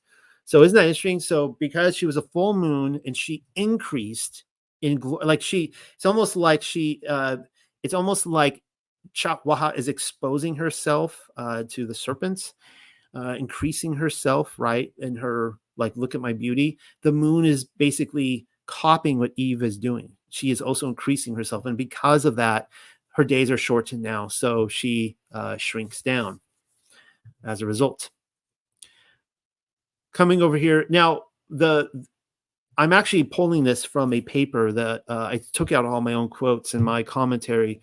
And what I want to show, actually, this is a part of the hidden wilderness, and showing how the crescent moon makes up the hidden wilderness, and how the moon getting larger and smaller is actually a sign of the history of the church, that the church increases and decreases and is retreated and advances forward based on the moon. And there are times, like through the millennial kingdom, when we see a full moon type of environment. But now in the little season, we have this outer darkness. We have this huge black area, and then the church, the resurrected sainthood is in this crescent, right? So this is what Hildegard says in Scivias. She says, Woman is weak and looks up to man to provide for her, just as the moon receives its strength from the sun. Well, that's kind of interesting because she believed that the moon gave forth its own light too, but it decreases, just as we just read, as a result of sin, and the moon receives its strength from the sun again. For by the works of her knowledge she covers man, because she was fashioned from both flesh and blood, unlike the man who was originally clay. On this account, even in his nakedness, he looks to woman to clothe him. And then she says, hence man contains in himself the likeness of heaven and earth. In what way? He has a circle, which contains his clarity, breath, and reason, as the sky has its lights, airs, and birds.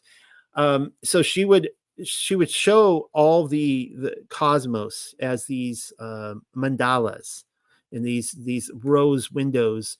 And she would put man in there as the micro and the macro and all that kind of stuff, and the crazy stuff.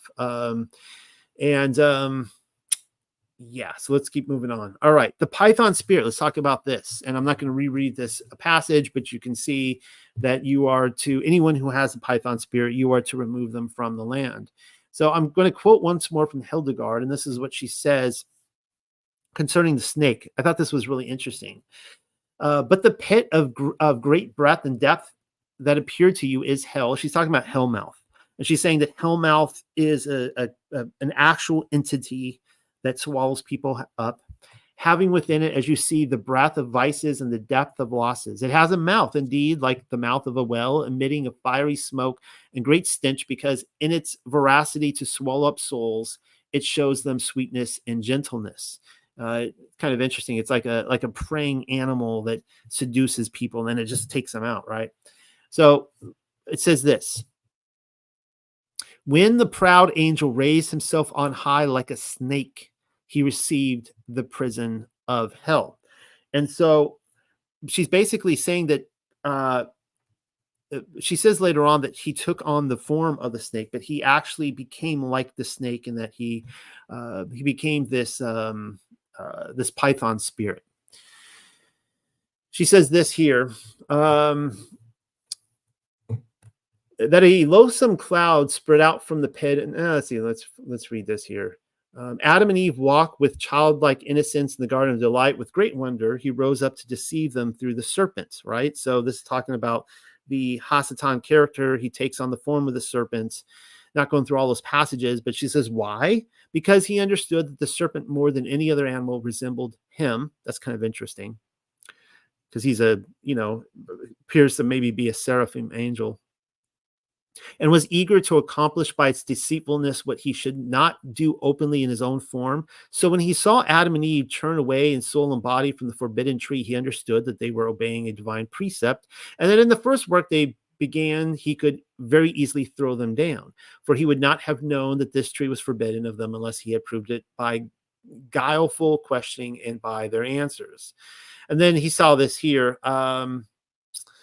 The reason why he went after Eve, he said he saw that Adam burned so vehemently in his holy love for Eve that if he, the devil, conquered Eve, Adam would do whatever she said to him. So basically, it's the analogy that all a woman has to do is be naked and hand him a fruit, and he'll eat whatever she hands him. Why do I have these passages in here? This is, of course, okay. So I'm establishing here the snake spirit. This is from the book of Adam, and of course the revelation of Moshe, and it basically says that it's talking about where Hasatan works out a deal with the serpent, and they both climb over the wall together. All right, so let's talk about the word Pythia, and it means snake, and comes from the mythical python slain by the god Apollo. And again, that's interesting. I'll be talking about Apollo in just a second, but this comes from Wikipedia, and it says this. The Pythia is an ancient Greek priestess at the oracle of Apollo at Delphi. And it literally says in Deuteronomy, like, there are these python spirit oracles all over the earth, and that you are not to have them in the land. So we know in Deuteronomy they existed, but then look what this says here. Pythia was the name of the high priestess of the temple of Apollo at Delphi. She specifically served as its oracle and was known as the Oracle of Delphi. Her title was also historically glossed in English as the Pythoness. The Pythia was established at the latest in the 8th century BC, which is still several centuries after Deuteronomy, though some estimates date the shrine to as early as 1400 BC, and was widely credited for her prophecies uttered under divine possession by Apollo. The Pythian priestess emerged preeminent by the end of the 7th century BC and continued to be consulted until the late 4th century AD, which is coming up really quickly on my timeline for the Millennial Kingdom. During this period, the Delphic oracle was the most prestigious and authoritative oracle among the Greeks, and she was among the most powerful women of the classical world. Now, the oracle is one of the best documented religious institutions of the classical Greeks, which is really interesting because we have authors who mention the oracle include, just to name some of them, Aristotle, Clement of Alexandria. Wait, Clement of Alexandria mentions her? What? How did I miss that? Diodorus, Diogenes, I don't need to mention all these. Julian, Justin, Livy, Lucan, Nippos. You guys see all these. Bunch of dudes. Strabo, Plato. They all mention it. Nevertheless, details of how the Pythia operated are scarce, missing, or non-existent, as authors from the classical period treat the process as common knowledge with no need to explain. So there appears to be a lot of scrubbing that happens. We don't really know. It seemed like this was very common, this Python spirit and these oracles. Those who discuss the oracle in any detail are from the 1st century BC to 4th century AD and give conflicting stories. One of the main stories claimed that the Pythia delivered oracles in a frenzied state induced by vapors rising from a chasm in the rock, and that she spoke gibberish, which is really interesting. She spoke gibberish, which priests interpreted as the enigmatic prophecies and turned them into the poetic dactylic hexameters found in Greek literature.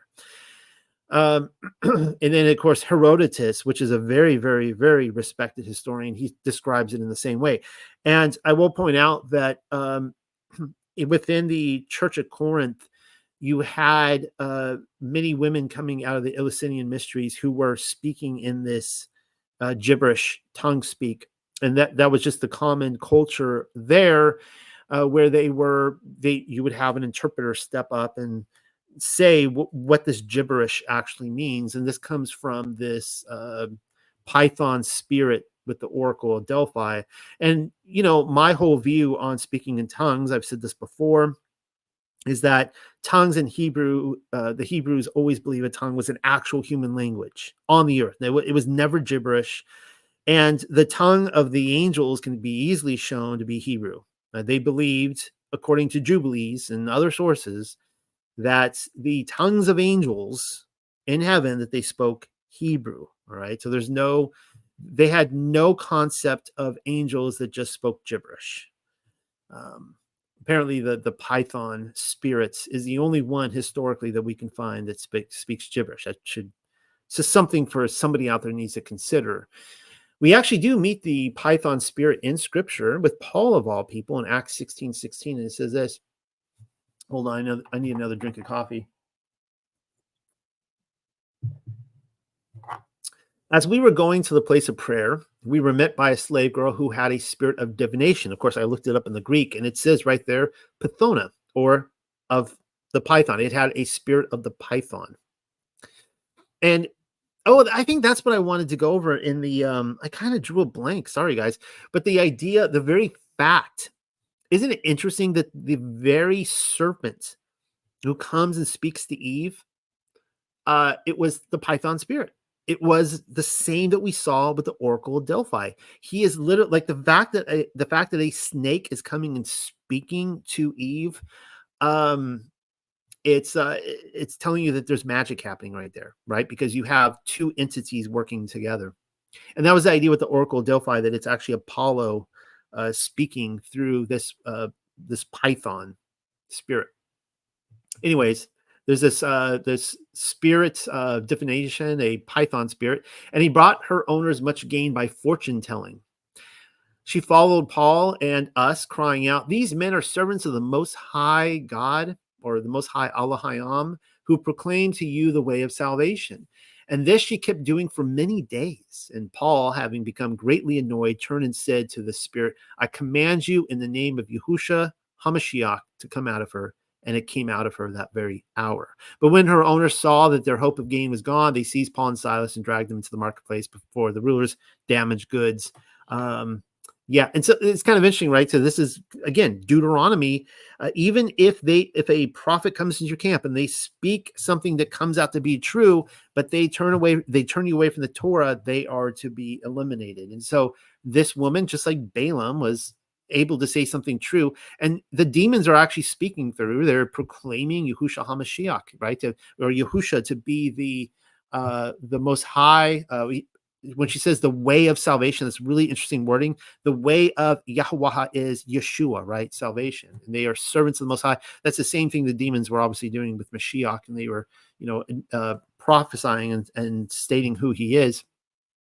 Now, Jennifer Lee Claire Ministries. I'm not here to throw her under the bus. Just she has written a lot on the Python spirit. I noticed this a lot, and it's kind of interesting. I was looking at her work. And she states that she's in an article that what the Python spirit really wants is what she says. The Python spirit is a coiling spirit, okay, like the Kundalini, that works to squeeze out the breath of life, the Holy Spirit, and cut off your lifeline to God, hence prayer. That's really interesting. I don't disagree with her. I just think, and y'all bless Jennifer Lee Claire. I know nothing about her personal life. I think she's missing a major ingredient. Okay. So this is what we're missing. This is the context to the Python spirit in Deuteronomy. This is the context to prophets, true prophets, and false prophets in Deuteronomy. If one turns away his ear from hearing the Torah, even his prayer is an abomination. That's Proverbs 28:9. That's the Bible, guys. That's the Bible saying that. That's Solomon saying that. That's not Noel saying that. Anyone who turns his ear away from hearing the Torah, his prayer is an abomination. They are listening to false prophets. What kind of false prophets? They're listening to the Python spirit.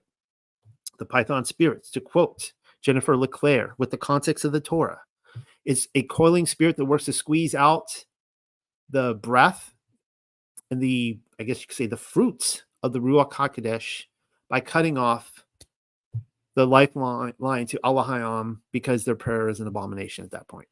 Okay, so there it is, Proverbs 28. There's two kinds of wisdom.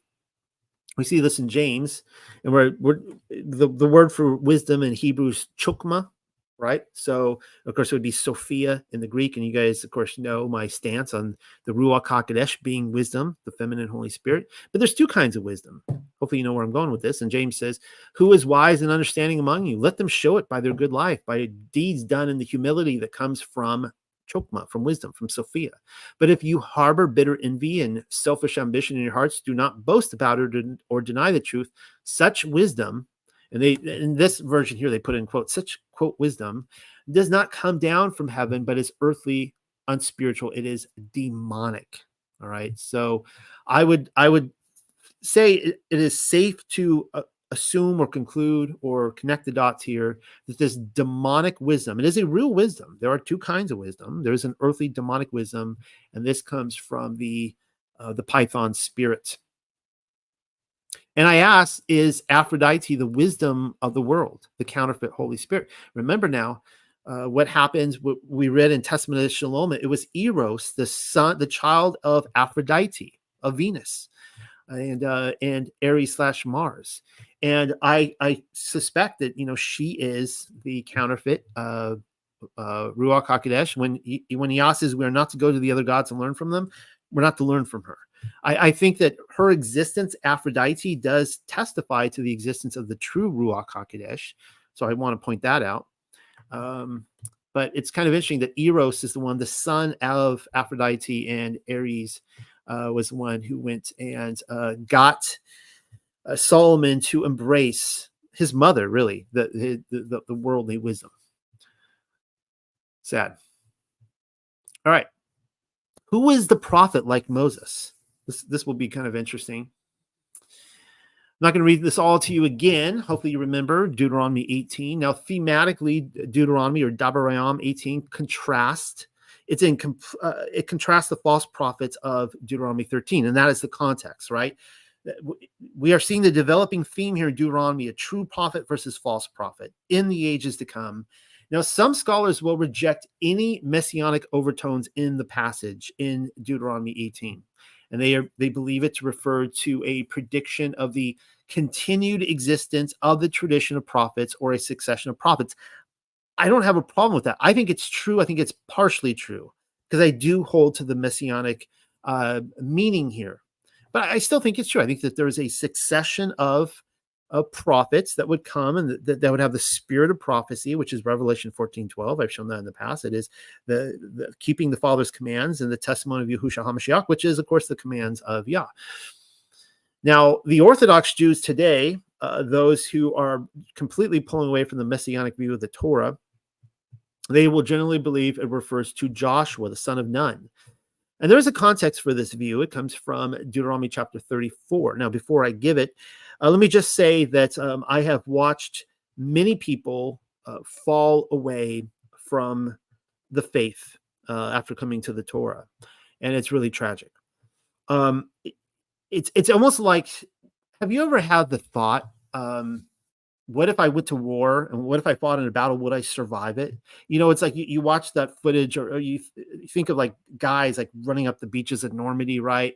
There's somebody there with a machine gun and they're shooting from a tower, and the door of the boats open up and they just get plowed away in there and they're falling on the water and bleeding and drowning, and maybe they make up on the beach. You know, it's awful, right? And the only way people survived it is they kept running, and the guy in front of them gets shot down. They just keep running and running and running, right? And you get to the end of it and you're just like, this is all meaningless. How did I survive this? Well, in a lot of ways, our journey is like that. And if you are going to be in Torah long enough, you will experience this. If you survive and you are still standing, and you're going to look around at the field of battle, and you're going to look at people who you know their face, and you're going to be like, I cannot believe this. They're dead. They're gone. And by this, I mean that they have walked away from the faith. They've completely thrown they are now back in the world. They've fallen. And you're like, how am I still here? Like, it's humbling. And it causes us to really search our souls and go, you know, was I in any way a part of this big falling out? Well, this is one of the big passages that they will show when they decide that they want. Many people, what happens is, first, when they go to the Torah, and when they're falling away, what they'll do is they will throw Messiah out. They will find all the reason to do that. And this is a big one. I remember there was one woman several years back when the last big falling out, and she was just all about like, you guys think this passage is about Jesus. And you always know when they've turned because they go back to saying Jesus again. And it's like, this is about Joshua. It's about Joshua. There is no reference anywhere in the whole Torah to Messiah. Anyways, this is what it says in Deuteronomy chapter 34. And Joshua, the son of Nun, was full of the spirit of wisdom. That's kind of interesting, right? So we're seeing that the two wisdoms, right? So he has the Ruach HaKodesh. For Moshe had laid his hands on him. So the people of Israel obeyed him and did as Yahweh had commanded Moshe. And there has not arisen a prophet since in Israel like Moses, whom Yahweh knew face to face. None like him for all the signs and wonders that Yahweh has sent him to do in the land of Egypt, to Pharaoh and to all his servants and to all his land, so on and so forth. So you can read that. Some people read that, say, see, it's saying that that's Joshua. That's Joshua right there. He is the one that was prophesied. I'm just telling you right now, if he is, I could like, okay, so what? I'm like, so what? That doesn't change anything, but I don't think it is. And here in the Aramaic Targum, I think it has more clarity in this case. It says, but no prophet hath again risen in Yashua like unto Moshe, because the word of Yahweh had known him to speak with him word for word. I guess I skipped the passage here on verse 9. Let me go back. But Yahushua bar Nun was filled with the Ruach of wisdom, for Moshe had laid hands on him, and so on and so forth. And it's saying that there is, I mean, it seems pretty clear in here to me that there is no prophet, even Joshua, Yahushua, he does not compare to Moshe. So meaning that this prophecy has not come true yet. There has not been one prophet in Israel that was the polar to Moshe, or, his mirror image or whatever. And of course, we know that was Yahushua HaMashiach. I'll get there in a second. One more thing, Islam does teach that the Prophet Muhammad is the fulfillment of this passage. That's kind of interesting. That no, there's this view is disqualified since Muhammad was claimed to have come from Ishmael, not Isaac. So that disqualifies him from being what it points to. The Moses prophecy only allows for prophets arising from within Israel. It's in the context. In the very least, Muhammad would have to be grafted into Israel for not going by genetics, and I don't. I think you could be grafted in. But he wasn't. According to the official narrative of the Muhammad we know, he was never grafted into Israel. He was an Ishmaelite, not a prophet of Israel. Therefore, the prophecy is not about him. Now, again, the real historical Muhammad, will he please stand up? He may very well have been an Edomite or a Nazarene. I'm sorry, not Edomite, Ebionite. Let me back that up. He may very well have been an Ebionite. There is some context for that, and that it was later corrupted down the line. But let's just going with official history, he's not a match. All right, this is what it says in the Gospel of John, chapter 12. The one who rejects me and does not receive my words has a judge. The word that I have spoken will judge him on the last day. For I have not spoken on my own authority, but the Father who sent me has given me a commandment, who to say and what to speak. And I know that his commandment is eternal life. What I say, therefore, I say as the Father has told me. And this is going right up here with Deuteronomy. It says right here, and I'm reading from the Targum, it says, speaking of Moshe, because the word of Yahweh had known him to speak with him word for word. And that's what Hamashiach is saying. He's saying, every word that I have spoken, I have not spoken a single thing to you that I did not get mouth to mouth in the presence of the Father. Therefore, I am like Moshe. Of course, Moshe went up to heaven. But even greater right here in John chapter 5, he says, do not think that I will accuse you to the Father. There is one who accuses you, Moses. There's the opposite. There's the opposite. On whom you have set your hope. For if ye had believed Moses, you would have believed me, for he wrote of me. Now, it is quite possible that when he says that Moses wrote of me, he's speaking of Deuteronomy chapter 18. He could be saying that. And I could fall back on that position. You guys know my thought process, that I am highly suspect, and I believe that Yahweh is literally the son of Allahayam, meaning that Yahushua HaMashiach is Yahweh, and that the Father is Allahayam, right? Capiche? You guys have been following? Now, I could be wrong about that. I'm willing to be wrong about that, but I think that makes, for me, that brings much more clarity to all of Scripture. And so literally when he's saying in this context that Moshe wrote of him, it's because he's literally writing about him the whole time, right? He is Yahweh. He is writing about the very heart of who Yah is, his very character and his very commands, and that is Yahushua HaMashiach.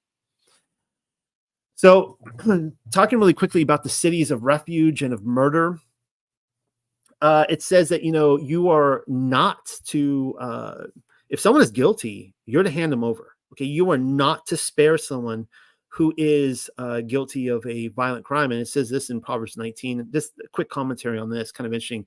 Discipline your son, for there is hope. Do not set your heart on putting him to death. Right. So you don't want your son to die. Okay. So if you don't want him to die, what do? You discipline him. Because if you don't discipline him, he's going to run to death. But it says, a man of great wrath will pay the penalty, for if you deliver him, you will only have to do it again. Proverbs 19, wise words. So think about that. So even if it's not murder, okay, if you think of a very violent offender and you're trying to cover his tracks, you don't want justice to come to him. Maybe you love him and you're trying to cover it up for him. Just know that if you do that, you're going to be doing it again and again and again and again. Okay, because he's not having to deal with it now. He's not having to repent. He's not having to deal with the recompense. He has learned his lesson. His lesson is that he can keep doing it, and you're going to cover him for him. And so if we truly love someone, we have to, we have to hand them over and allow them recompense for the people they have offended. All right. Determining blood guilt. I'll go over this really quickly. I do find it interesting that there's this, it ended kind of like with the CSI, the bearded ones, the CSI Levites. And there, you go out to imagine you leave a city and you find a dead person. Maybe somebody washes up, in the water or whatever. And you're like, I think this person was murdered. This doesn't look good. And you don't know who did it. You are never going to find out. It's probably impossible to find out. It says specifically what you're to do, though, and that you are to, there is something about their blood spilling on the ground, and you are to be remorseful, repentant of your own sins, really, but you are to bring a sacrifice. You're to, go through all these things, so that it says that you shall remove the blood of the innocent from your midst, if you will fashion that which is upright in the eyes of Yahuwah. Now, we read this in the Genesis chapter 4, that that when Cain murders Abel, it says, the voice of the blood of the murder of thy brother, which are swallowed up in the sod. This idea is that the blood actually cries out to him, right? And I don't need to go through all this again. I've been through this so many times, but in Enoch chapter 22, when Enoch goes down to Sheol, he sees the ruach of Abel, and it says that he is making suit. He is crying out, and that his voice cries up to heaven. So there's something about blood, right? Life is in the blood. And when our blood spills out on the earth, like we're to be like, we take that really seriously, and we make sure that we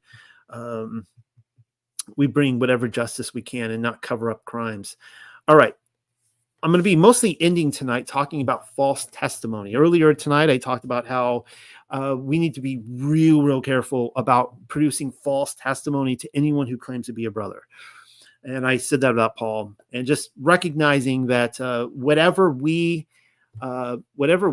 determine, judge someone based on a false testimony, that will come to us. Never is that more evident than with Yahushua HaMashiach, with the false testimony that was thrown at him. Now, in the courtroom scene, which is, we see that the high priest, Caiaphas, he tore his robes and he said, he has uttered blasphemy. What further witnesses do we have? Now, right there, he has lost the high priestship and tearing of his robes. But then we see this. The people are saying he deserves death. And then they spit in his face and struck him, and some slapped him, saying, prophesy to us, Christ, who is it that struck you? So it says right here that he says, he talks about the false witness, and he says that he has spoken in a loud voice deceptively against his brother, and you have done unto him like that which he devised to fashion for his brother. And you were, man, there's so much material here, and whatever. It says that they're a violent offender. So what it's talking about here in Deuteronomy is specifically what we see happening with Mashiach, where we have false testimony coming forward, and they want to murder the son of Allahayam, and as false witnesses, now they're striking him, they're spitting on him, right? Which they're just like complete violation of Deuteronomy at this point. And why is this so important that the Yahudim are the ones doing it and not the Romans? Well, I've shown here many times that Pilate was innocent. It literally says in all the Gospels that he took water and washed his hands before the multitude, saying, I am innocent of the blood of this just person, and you see you to it. Now, it would be, again, very strange for him to do that and wash his hands and then go through killing him. Like, that's not how it works. You don't wash your hands and say, I'm innocent, this guy is innocent, and oh, by the way, I'm going to torture this guy and kill him. And of course, again, the theme here is they respond, his blood be on us and our children. Now we're going to see that they are falsely accusing him, and the accusations that they threw at him and what they did to him is now going to return on them. But you can look over here at the Greek Gospel of Matthew and then the Hebrew Gospel of Matthew. I've taken you guys through this several times. If you read my commentary on Bezorah Kifa, that's the Gospel of Peter, I go into great links on this.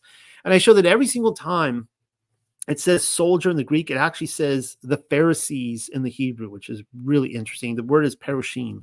Undeniably the Pharisees. The Pharisees are the ones that are beating him, whipping him, putting the crown of thorns on him.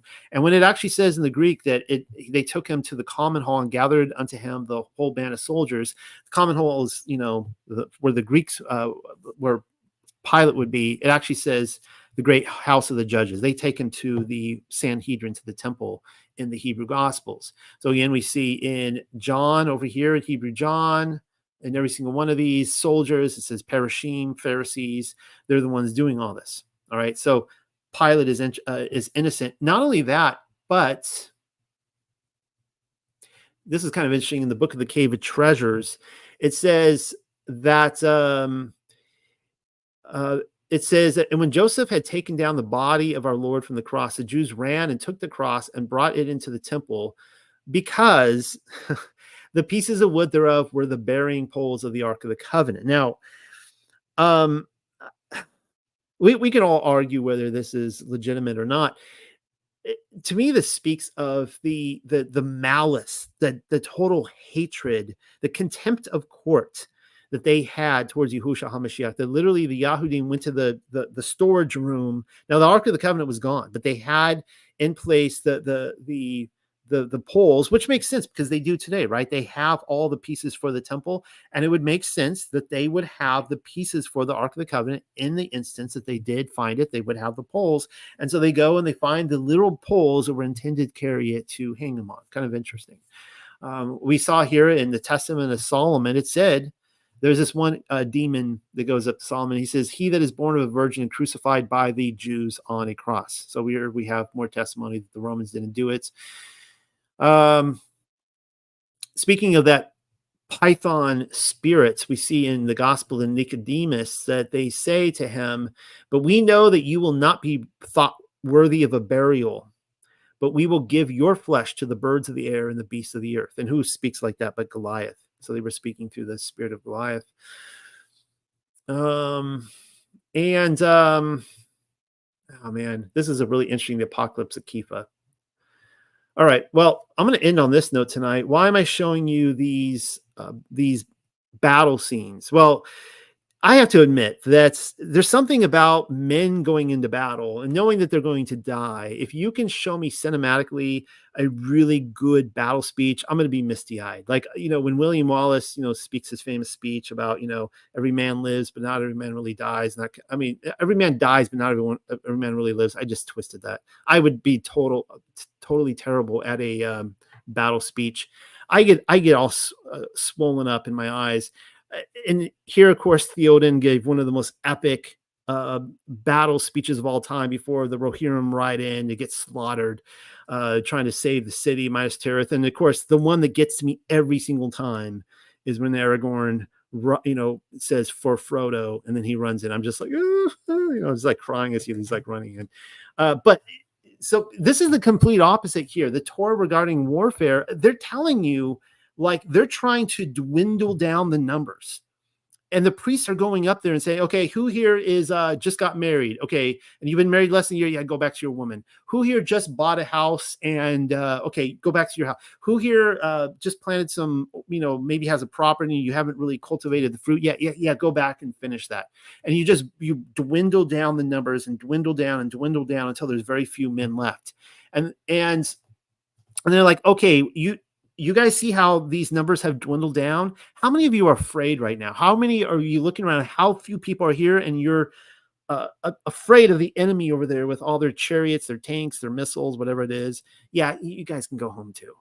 And this is how Yahuwah works. It's so exciting because it's like Yahuwah is saying, like, I am going before you in battle. I'm going to destroy your enemy for you. All you have to do is be loyal and run down there, shouting and blowing your trumpets and waving your swords, whatever. I'll take care of the rest for you. And of course, ultimately this is not what they wanted, because they wanted a king, a human king, right? So there's that. I want to compare this with the War Scroll. And I've pointed out in the Sons of Light versus Sons of Darkness, which is a Dead Sea Scroll, the War Scroll, that it is interesting that when we see the Huns, I think, was that the Huns there, or the wasn't the Goths? Now I'm drawing a blank, but when they are, maybe it's the Vigoths, whatever. When they're sacking Rome, we actually see a scene here. Now it's interesting that in the painting they put the arch there. Very interesting that they felt the need to include the arch in the background. because by historical records, they took the temple items, including the menorah and others, and they carted them off somewhere, probably to southern France, and then it disappears from the world stage. We don't know what happens to it. And I have pointed out, what if the actual victory arch in Rome is actually that event and not the other one? Just throwing that out there. I don't know. I could be totally wrong about that. I'm willing to be. The War Scroll, column 10, says this: of our camps, and to keep ourselves from any shameful nakedness. And he, Moshe, told us that you are in our midst. Yahweh, you are in our midst, a great and awesome Elohim, plundering all of our enemies before us. So before we can even get there to plunder them, you're already doing it. He taught us from of old through our generation, saying, when you approach the battle, the priest shall stand and speak unto the people, saying, hear, O Yasharel, you are not approaching the battle against your enemies today. Do not be afraid, nor faint-hearted. Do not tremble, nor be terrified because of them, for your Elohim goes with you to fight for you against your enemies and to save you. Our officers shall speak to all those prepared for battle, for those willing of heart, to strengthen them by the might of Elohim, to turn back all who have lost their heart, and to strengthen all the valiant warriors together. They shall recount that which you spoke by the hand of Moshe, saying, and when there is a war in your land against the adversary who attacks you, then you shall sound the alarm with the trumpets, that you might be remembered before your Elohim and be saved from your enemies. Now, it says right there, in your land. Now, the context of this at this point is that this is after the initial 7-year war with Benjamin, Levi, and Judah against the Edomites, which I suspect was the Maccabean revolt. This is actually later, the final 33 years of war, at a later date, when all of Israel, all over the world, has awakened under the Melchizedek high priest, which of course we know is Yahushua HaMashiach, and they have risen up and they are taking over the world. And it's basically, it's the same battle cry. It's like, yeah, if you're faint of heart, just go home to your wife and children. We'll let you know when we win the war. All right. And I have to point this out from Malachi chapter 4, because this flies in the face of everyone who says the Torah is done away with. For behold, the day is coming, burning like an oven, when all the arrogance and all the evildoers will be stubble. What is this talking about? The fervent heat that ushers in the millennial kingdom. The day that is coming shall set them ablaze. Remember, it would be worse for them on that day than Sodom and Gomorrah. Says Yahweh of hosts, so that it will leave them neither roots nor branch. They will be completely burned in the fire. Before you who fear my name, the Son of Righteousness shall rise with healing in its wings. You shall go out leaping like calves from the stall, and you shall tread down the wicked, for they will be ashes under the soles of your feet on the day when I act, says Yahweh of hosts. Remember the Torah of my servant Moshe. Now I should point out here, the Son of Righteousness is the one Moshe wrote about, right? This is Messiah. This is our high priest of the Melchizedek order. And what is he's saying? Remember the Torah of who? Moses, the statutes and rules that I commanded him at Horeb for all Yasharel. Behold, I will send you Eliyahu the prophet before the great and awesome day of Yahuwah comes. So apparently at the time when the fervent heat comes and the earth melts under the heats and the judgment comes and the wicked are pulled up from roots and there's nothing left of them, and Elijah comes and so on and so forth, it's important to remember the Torah of Moshe. But I'm not through yet. Fruitless versus fruitful trees in warfare. We read it at the end. Remember I told you how he says that when you go in to take a city and you got to build these ramps and, whatever, if the tree has fruit in it, you leave it. You do not pull up a tree with fruit in it. That is instructions for all of us. If it is a fruitless tree, you may pull that up and you may burn it. You may turn it into whatever you want. Now, I'm showing you a couple pieces of research here. I find this really interesting. According to the book Joseph of Arimathea, it says that then all those whom Judas had informed gathered at the house of Simon the leper. So Judas betrays Messiah at the Passover supper, at the Seder dinner. He goes and grabs everyone, and they go and get him at the house of Simon the leper. Well, what happened at the house of Simon Leper? That was the house that Mary Magdalene actually anointed Messiah with. She cracked open the nard. It was the betrothal incident. And Lazarus was there. And as I have pointed out in my research, Simon the leper appears to be the father of Lazarus, Mary, and Martha. And of course, at this time, Mary was cast out of the family. She was not accepted in there. And it is Messiah who becomes her kinsman redeemer. She comes in without a head covering. And Simon the leper is the one standing up, and he's the one protesting Mary Magdalene and saying, if you were a prophet, you would know she is a sinner and you would not allow her to do this, meaning you would not follow through with what this all implies and means. Anyways, this is really interesting because according to this, after the meal in Jerusalem, they crossed the river and they went to the house of Simon the leper, and that is where Judas apprehended them. Some of you are going to be like, well, it's a Garden of Gethsemane. Well, it's the same. And when the disciples realized this, they were filled with fear. And once the house was full and Judas was sure they had the upper hand, he stepped forward and kissed Jesus. So what's interesting here is that according to this, Simon the leper was actually the owner of the Garden of Gethsemane. And, now you know why Messiah was there so often. It says this in the book of the Illuminators. When Yahushua spent the days in Jerusalem, the nights were spent on the slopes of the Mount of Olives, and the Talmudim built shelters close to a place where there was an oil press. However, one day at eventide, Yahushua went to the house of Simon the pure, that's also Simon the leper, because he's pure now, he's no longer a leper, where some women who were followers of his were living. In this scene right here, this is where Mary Magdalene also comes in. But it's interesting that he is actually building shelters there. His Talmudim are staying there in the Garden of Gethsemane. And again, I personally am of the opinion, well, I'll get there in just a second. Let's keep reading. What does it say in John? It says, and Yehuda also, which betrayed him, knew the place, for Yahushua oftentimes resorted thither with his Talmudim. All right. Now, before I tell you all about the garden and Mary and Yahushua and all that, some of you will recall that a few weeks ago, I did my Green Man paper. I did a video on him.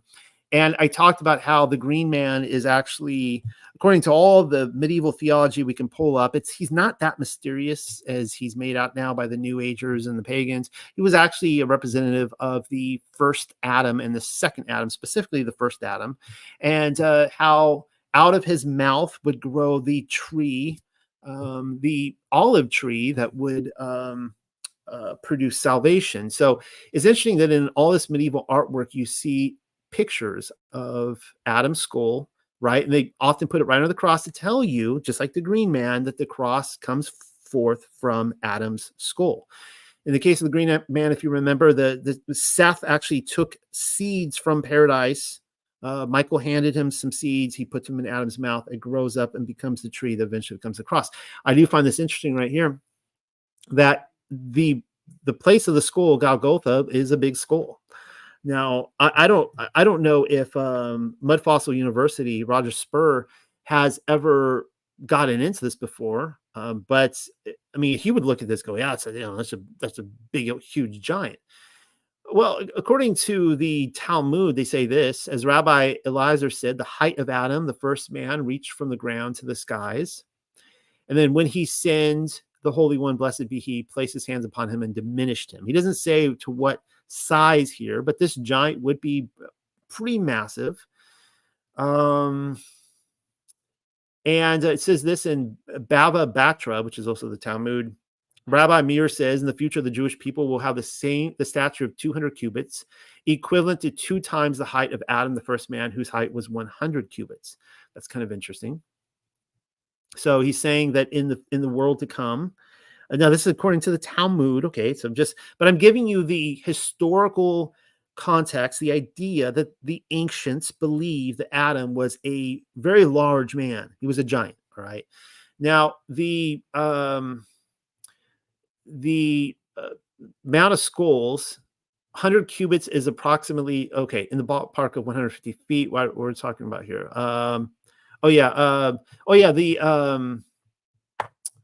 I don't know. There's all this math here again. I'm not reading through this, but a 400-footer is the largest giant we actually see in the book of Enoch. So for those of you saying, well, uh, 100 cubits is like way too big, or 200 cubits or whatever. Actually, they're much larger in the Book of Enoch. Oh yeah, and then we read this in Questions of Bar Talmai, which again, Bartholomew. And when Yahushua HaMashiach is coming out of Sheol, and Bartholomew is standing there and he's watching it all happen, he says he sees this one guy. He's like, this guy was huge. Who was that guy? And he says it's Adam, the first form. So I kind of suspect, kind of wondering if this really is, really is Adam's skull where the cross grew. And the olive tree that he would have been hung on would have come from Adam's skull. Like, just, you can't make this stuff up. Now, again, a lot of you are like, well, wait a second, I thought Adam resurrected from the dead. Yeah, well, I have shown that I don't believe that the resurrection is cookie cutter. And in fact, the Gospel of Nicodemus and others, it talks about people who physically resurrected. They came out of the tombs, and those people didn't die and they went off to heaven. And other people just went straight from Sheol to heaven in spiritually resurrected bodies. So, and while Yahushua HaMashiach physically resurrected and his body did not see decay, I'm just stating here that when you look at ancient literature and all the different texts out there, it's not cookie cutter. They had different ideas on this. And is it possible that his skull remained there as a testimony? Is that Adam's skull? Is that how big he really was? Has it been staring us in the face this entire time? That's definitely where my thoughts are leaning. Now let's get back to the Garden of Gethsemane here. So, reading directly from my paper, I mentioned in my paper, The Woman in the Alabaster Jar, that there are 8 olive trees growing in the Garden of Gethsemane today, and they are dating to be 900 years old. And you can date a tree. Like, this isn't like carbon dating. You could literally look at a tree's rings and you could date them to 900 years old. Now, a 2012 study found that 3 of those trees originate from 1092, 1166, and 1198, respectively. That's smack dab center in the what I believe is Millennial Kingdom. And they were planted during, anyways, DNA test shows that the trees were originally planted from the same parent plant. That's kind of interesting. The implication is that they were sprouts reviving from older roots, the same roots which had survived the destruction of Jerusalem in 70 AD by the Romans. Why am I bringing all this up? Well, let's see. We read here in War of the Yahudim, Josephus talks about this, that all the trees around Jerusalem were cut down by the Romans, fruitful trees. They were cut down by the Romans and used to destroy Jerusalem with. So this is, while you could say this is going against the Torah, of course, the Romans aren't keeping the Torah, right? I see this as a judgment against the Jews, obviously. Like Yahweh, he's saying, like, all your trees are fruitless. Like, you are literally, you killed Messiah on a tree. And now, they're all coming down. But this is where it gets really interesting. So in 3rd Baruch, we see this, that when Allah Hayam made the garden in paradise, he had all the different angels, 200,000 of them, apparently. They came together and they all cultivated. And this is where I said that creation was a project among the Anunnaki. All the Anunnaki took place in the creation of the world. And it says that all the different angels planted a different tree. And of course, Satanael or Samael or Azazel, if you want to call him that, he planted the grape fruit, which was the tree of knowledge of good and evil. But Michael planted the olive tree. Well, that's interesting because it was Michael that handed the seeds to Seth to put into Adam's mouth. And out of Adam's mouth grew the olive tree. And what is surrounding Jerusalem but olive trees, right? So my point here is that these olive trees, they came from where? They came from paradise originally. All the olive trees around there, they all came from paradise. And more importantly, the Garden of Gethsemane was the property of Simon the leper. If those historical records are accurate, and I think there's very good evidence for that, which means that it was passed down to Yahushua HaMashiach, and that would be his personal garden. And it is interesting that during the Millennial Kingdom, the olive trees that are the roots from 70 AD. Why is it so important that the roots came from 70 AD? Because those are the same olive trees that came from Michael in heaven, from paradise, down into Adam. You see what I'm saying? So during the Millennial Kingdom, it's very possible that that Mashiach himself and his bride were revisiting their old stomping grounds and reviving the garden that was so important to them. Hope you guys enjoyed that. Good night, everybody. Let's do this again next week. Shabbat shalom, everybody.